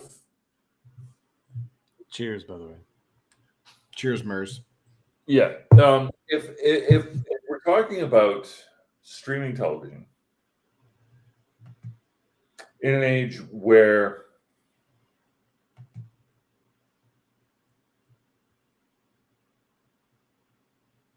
broadcast television has more or less died. Broadcast TV, yeah. Yeah. And Does that just sort of mean that that now all of that content is more siloed than it was before? Because before it was a little bit of a factor of who was available when. But if it's just a factor of what is your interest in this, then presumably there isn't any obvious show that's going to connect everybody. There isn't going to be something that's going to be something of generic appeal. Just a bunch of siloed stuff in different niches. Would you say that's about right? yes. Interesting. Well, I mean, the problem is that if you are a broadcast creator, so the NBCs, the ABCs, etc., they still have a large library of TV shows from the last however long they've existed, and some of them I believe have actually merged over the years, prior before we were born. And especially more so, a lot of more additional mergers going on, like Disney owning Fox. It just kills me because Fox was always that sort of renegade channel that created weird shit, and now and weird films. But you know why why Disney bought that? Because they wanted to own Firefly. Well, Clearly. no, because Disney owns the Star Wars universe, but they do not own Episode 4 because Fox owned that in perpetuity, which is part of the reason why Lucas got to make Star Wars in 1977 in the first place. So there's the only way Disney could own the original Star Wars is if they bought Fox. By the way, ChatGPT has added Nazis into our lore. Of course. Just Why would they? The Nazis. The Order of the Eternal Brew. We'll have to make a movie out of it. So Fox, if you're watching, we need funding to create the lore of the Crafty Boys film. I'm pretty sure it would be a trilogy. Because you never know. On that note, I have to go to the bathroom. Oh, okay. You can't do stuff. Dan. All right. So the lore of the Crafty Boys, which we think is something that is kind of maybe what ChatGPT is good at doing nowadays. Yeah. Because if you've tried any of the AI flavors available and you've tried the various prompts, eventually you'll come around to, I'm getting a bit of a pattern here. Yeah. It kind of reads more like an Indiana Jones movie. movie. I think that the pattern that you're getting from the responses from your AIs tells you something about what is and what isn't available online. Yes. I mean, that's where it receives its training from. Yeah. So there's this presumption that I've encountered with younger folk, which you may have encountered as well, and you may or may not disagree with, which is the presumption that most of the relevant material out there has in fact been digitized in terms of the course of history. And I don't think that's the case at all. I think actually that's very much incorrect, that most of the body of material that's relevant out there has not been digitized. Indeed, I would suggest that the more plausible, based on the principles of entropy and how long we've been doing this for, it would be more likely that most of the material is missing. And so what you've got is a bunch of keyhole telescope kind of shit going on, where you're applying AI to try to get results as to what's true and what isn't. What do you think about that? Well, yeah. It's a little bit above my. As a married guy, the concept of keyhole telescope probably doesn't affect you very much because, and you're not in business either. You're somebody who ultimately works. Correct me if I'm wrong, but here ultimately for the government. I mean, I guess so. Healthcare. Yeah. Public health. I mean, society's agent. We're not considered technically to be public. Yeah. Like government exactly. We just receive funding from the government. Yeah. Funded by. Yeah. Benjamin here asked, is there any shows that we're into currently then? Shows I'm into currently. Okay. The best scene I've seen from any television show in the last fucking 2 decades, for sure, without exception.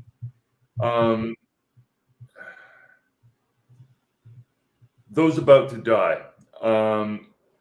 The episode where the people get eaten by the crocodiles. Oh, pretty fucking amazing. What they did. What is this called? Those About to Die. It's available on Peacock and maybe certain other services that I will left unmentioned. So I hate all the characters, in particular the ones that I'm supposed to like. It's delightful when I see them suffer. Sadly, they don't suffer enough. But in maybe the second to last episode, things occur such that the Flavian Colosseum, that is to say the Flavian Arena, the Colosseum of Rome. Is this the one where they feature like the water battles? Yes, is in full function, and what they do is they stage a scene where a bunch of political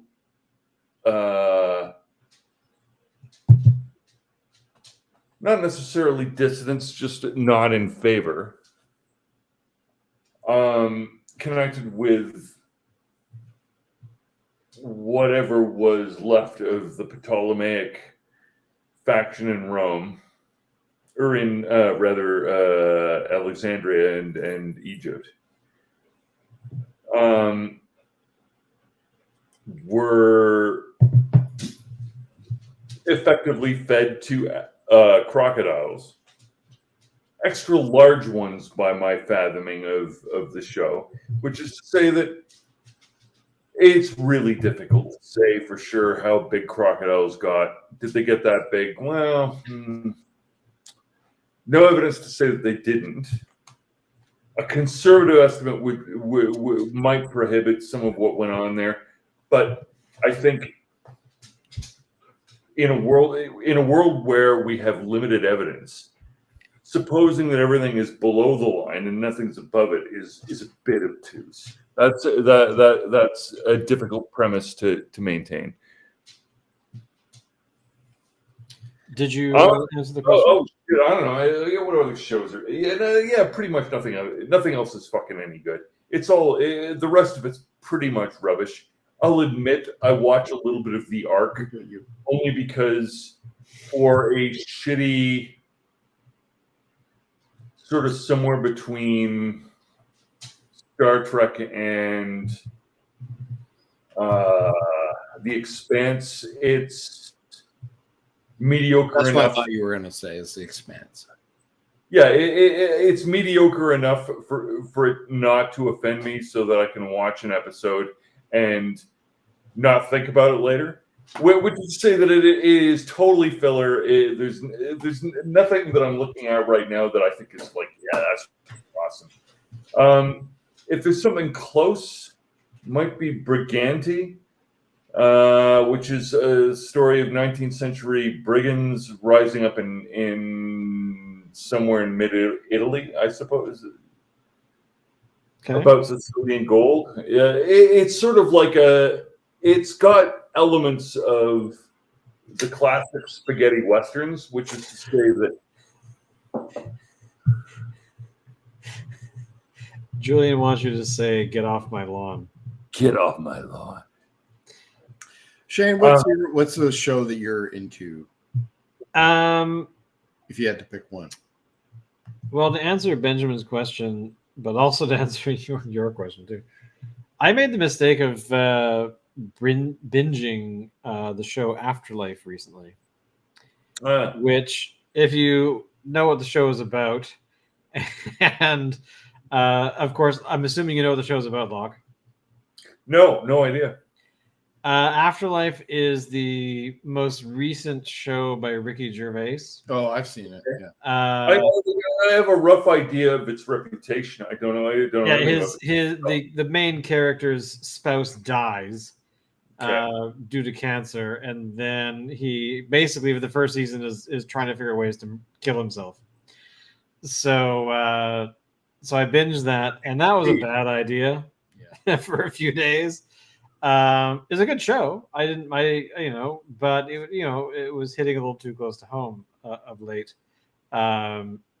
But for other shows, I've really tried to enjoy the Star Wars fare and things created by Disney, but I keep getting kicked in the nuts and reminded how badly some of the new stuff how bad some of the new stuff is because of the lack of storytelling.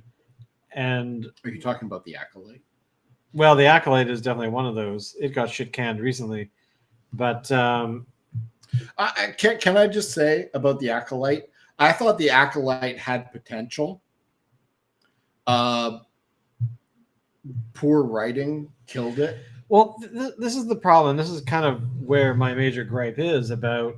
If they had started the Acolyte with sort of like they I don't want to give away any spoilers to anybody of our millions of people who are watching right now. If they had started it with saying, okay, Osha, you main character, we are accusing you of murder of a Jedi, and then Osha's like, no, I didn't do it. It was my twin sister. No, your twin sister's dead. And then they part ways, and Osha spends the entire series trying to find her supposedly dead sister so that she can prove her innocence. That's kind of what I thought they were going. And I thought that would have been a better thing. But instead it was like she met their old Jedi master and is like, no, I didn't do it. My sister must have done it. Okay. All right, then. Well, I didn't mind the I was properly fucking into it because I thought all that was sort of psychological stuff that it sort of put me in the same sense of doubt as an audience member. By the way, the Sith Lord. Same sense of doubt that I got from the original, like, late 80s, early 90s Candyman series, which is to say that... Oh, really? Really?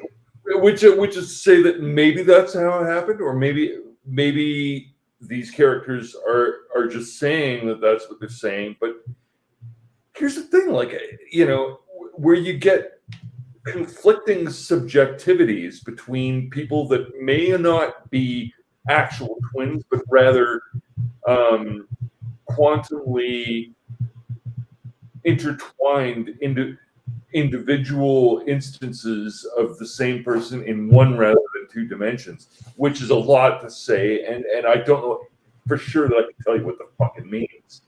But but it was. It got me thinking, which you know, at a level of what's possibly true rather than just what's true here. And so, you know, I had a little bit more room, I guess, in my heart for where the writers were trying to tease out ambiguity rather than settlement.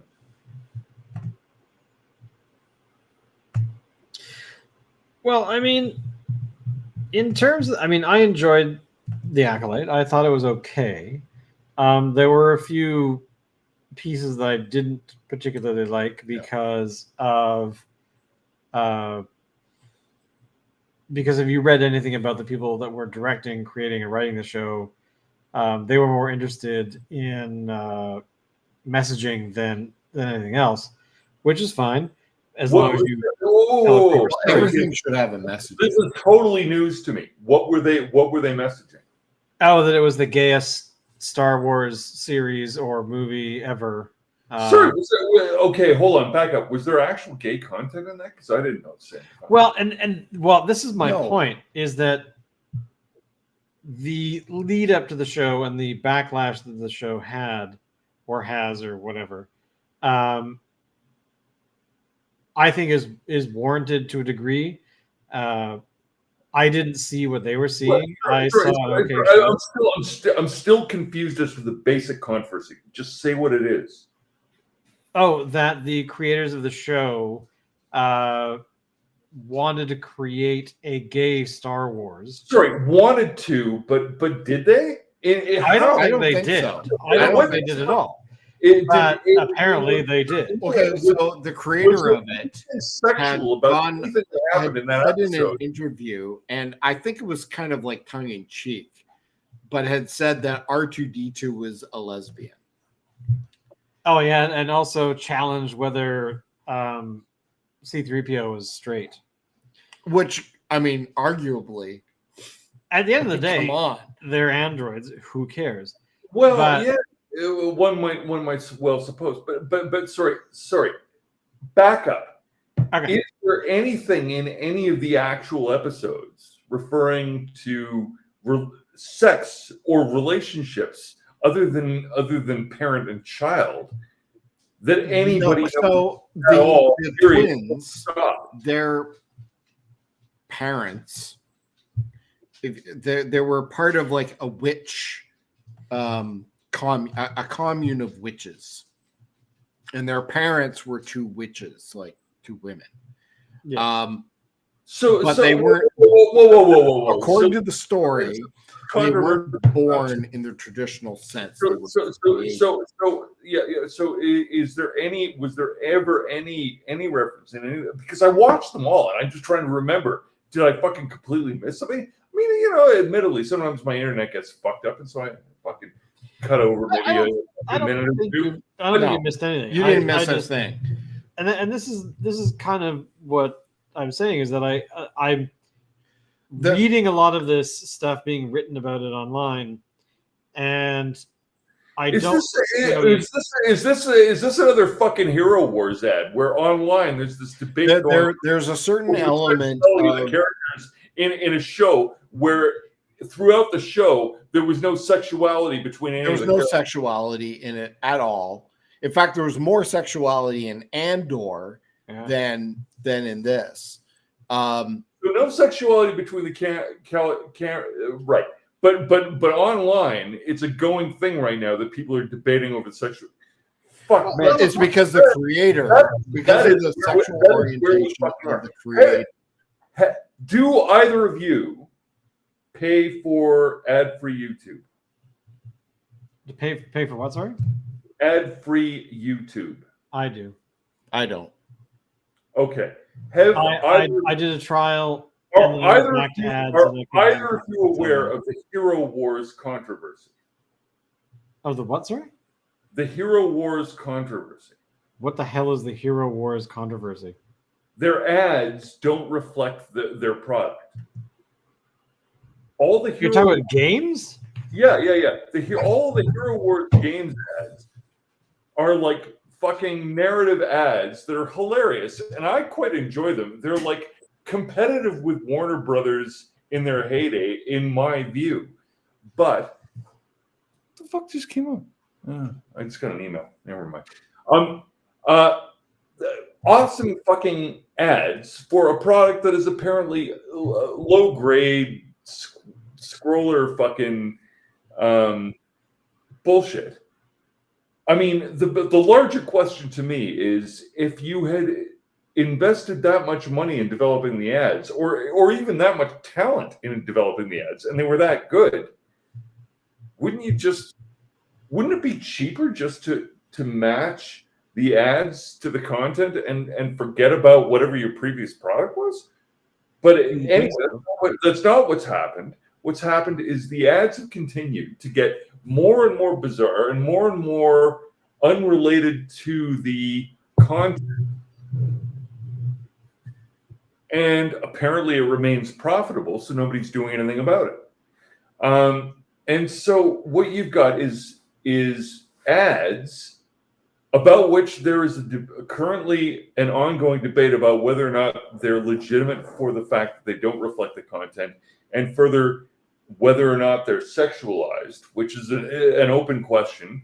And in the hypersexualized content of today's society, how would you make that claim? It's bizarre. But basically, that's what's been going on. And so what I'm wondering is, when you get these how does this relate to The Acolyte? Well, so when you get a debate online about the sexuality of the characters on the basis of some vague statement, which presumably was made in the context of advertising, early in production, maybe even pre-production, and yet that remains relevant long after the actual series has been released, and shows no evidence of any particular sexual content at all, but far away from something like fucking Game of Thrones, where you had S&M snuff porn, and then fucking action figures available in Canadian Tire for kids, right?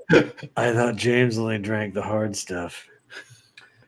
Well, no, I totally get your point, because I think in this particular case, the advertising was not the problem for this particular show. It was actually the response from, I want to say fans, but I don't kind of think they're fans. But let's be fair, it was poorly written from the beginning. I mean, let's go back to Willow. We can excuse a certain part of it, but we can't excuse the other. So please, I mean, I need garbage show. I need to fully understand Alan's perspective about the writing. Explain in detail why you think that this was poorly written, because we're talking about 2024 or 2023 maybe, television material compared to, what was that fucking idiotic one that was like, it started out as a detective show and then it turned out that whoever the fucking detective was a Marvel character or some shit? For me, in the Acolyte, what are you talking about? What? I don't know. For me, in the Acolyte, any kind of a challenge that was introduced was overcome ridiculously easy. Yes, that is true. And that's the problem. They created conflict and resolved the conflict far too easily. Well, by the way, I want to have a shout and then out. Created a new conflict, which they resolved far too easily. A quick shout out to the guy who played the Sith guy. Yeah. What was his name? I don't recall. He's from Richmond. He's a really? Canadian actor who's been around for a while.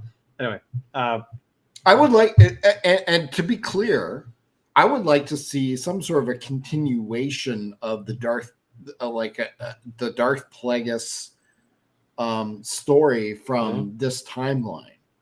But it's far enough back, I would think, isn't it? Yeah. I would think so. Let's get into the Star They've Wars. got a fucking running room that, provided they don't do something, like really Ovidish,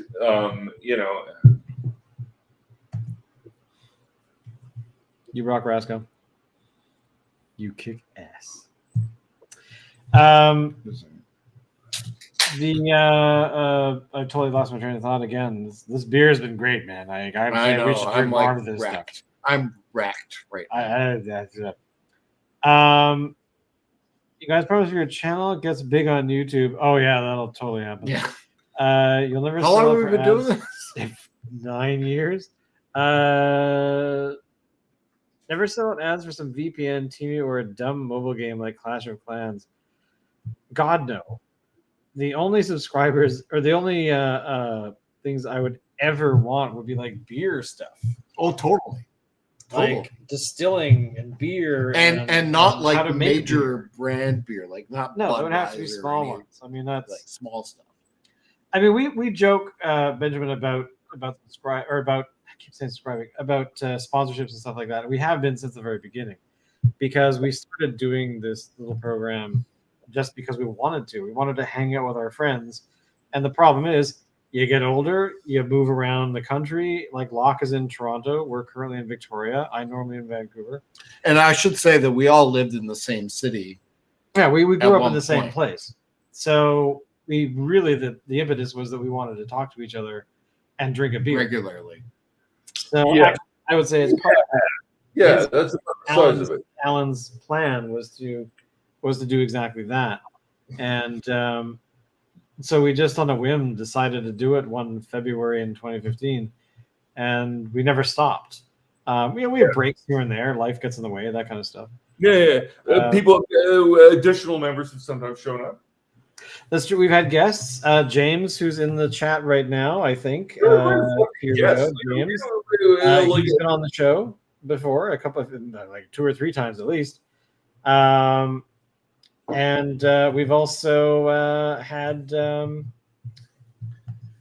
Julian. We've had Julian, who's in the chat as well, has been on the show several times, many times over the years. I think there We was a tell him whole, not to come, but he keeps. Yeah, we tell him not to come, and he keeps showing up. But yeah, I think there was a whole period where I was replaced by Dave Kelch. That's and then true, I yeah, showed you up, went to school. and then it was me and Dave Kelch, and Yeah. now I'm back. And one day I will again become Dave Kelch. And that's the thing. We actually kind of like. I met with somebody today and invited them to come on the show if he could do it, which it turns out he couldn't. But people that like beer, that like to drink beer, that like to talk about beer, are totally game to come on the show. Like it's not like we're pretty about this kind of stuff. I remember actually having somebody, Vardy came on, and one of us dropped an F-bomb, probably me, and he was like, "Oh, well, I guess I can't tell people to come and watch this program," because he was doing his own thing. Chicago, I don't think we've had anyone from Chicago before.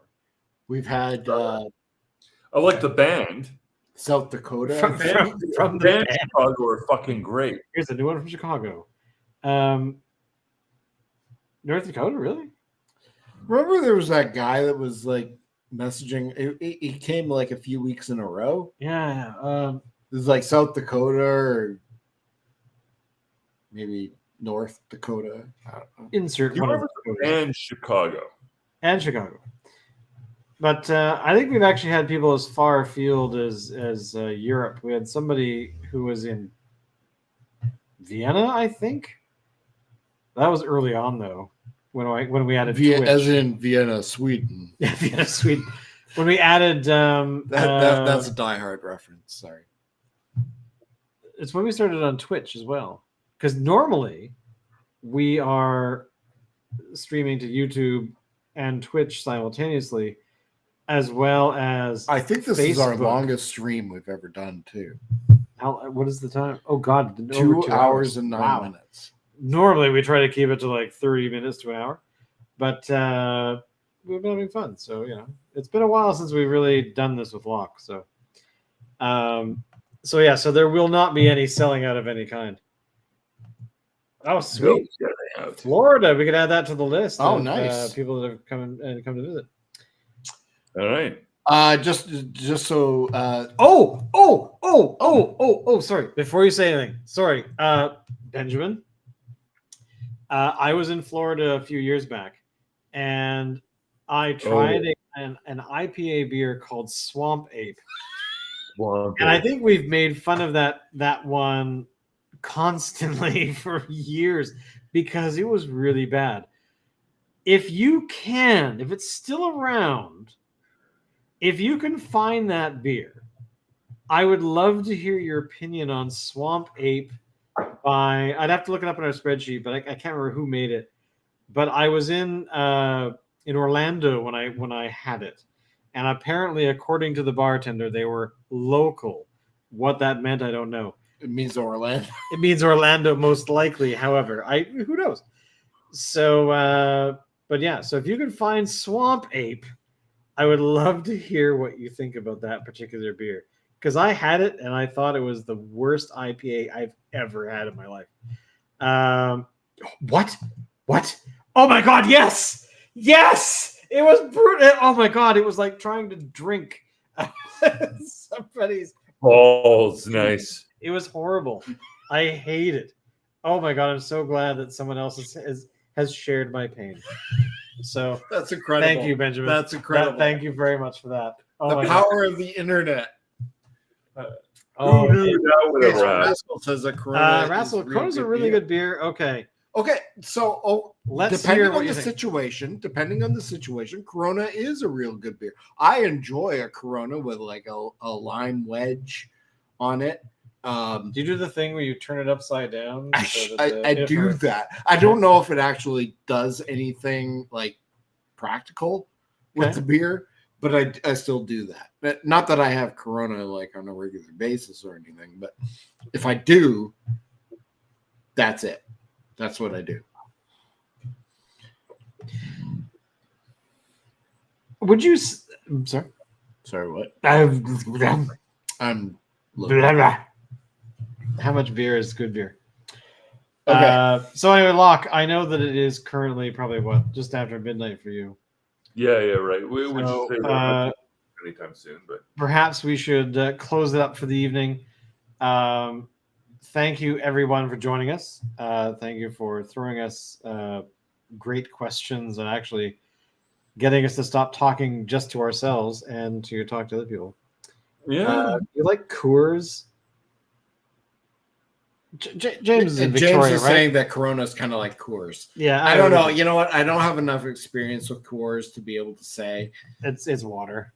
It's Yeah. water. Look. We've had the discussion about pickled water. If you're looking for the pickled water experience, my Water. right, Jamaican. Cigar City and 3 Cigars make great. Oh, Oh, I think we need to take a trip to. I think we need to go to Orlando.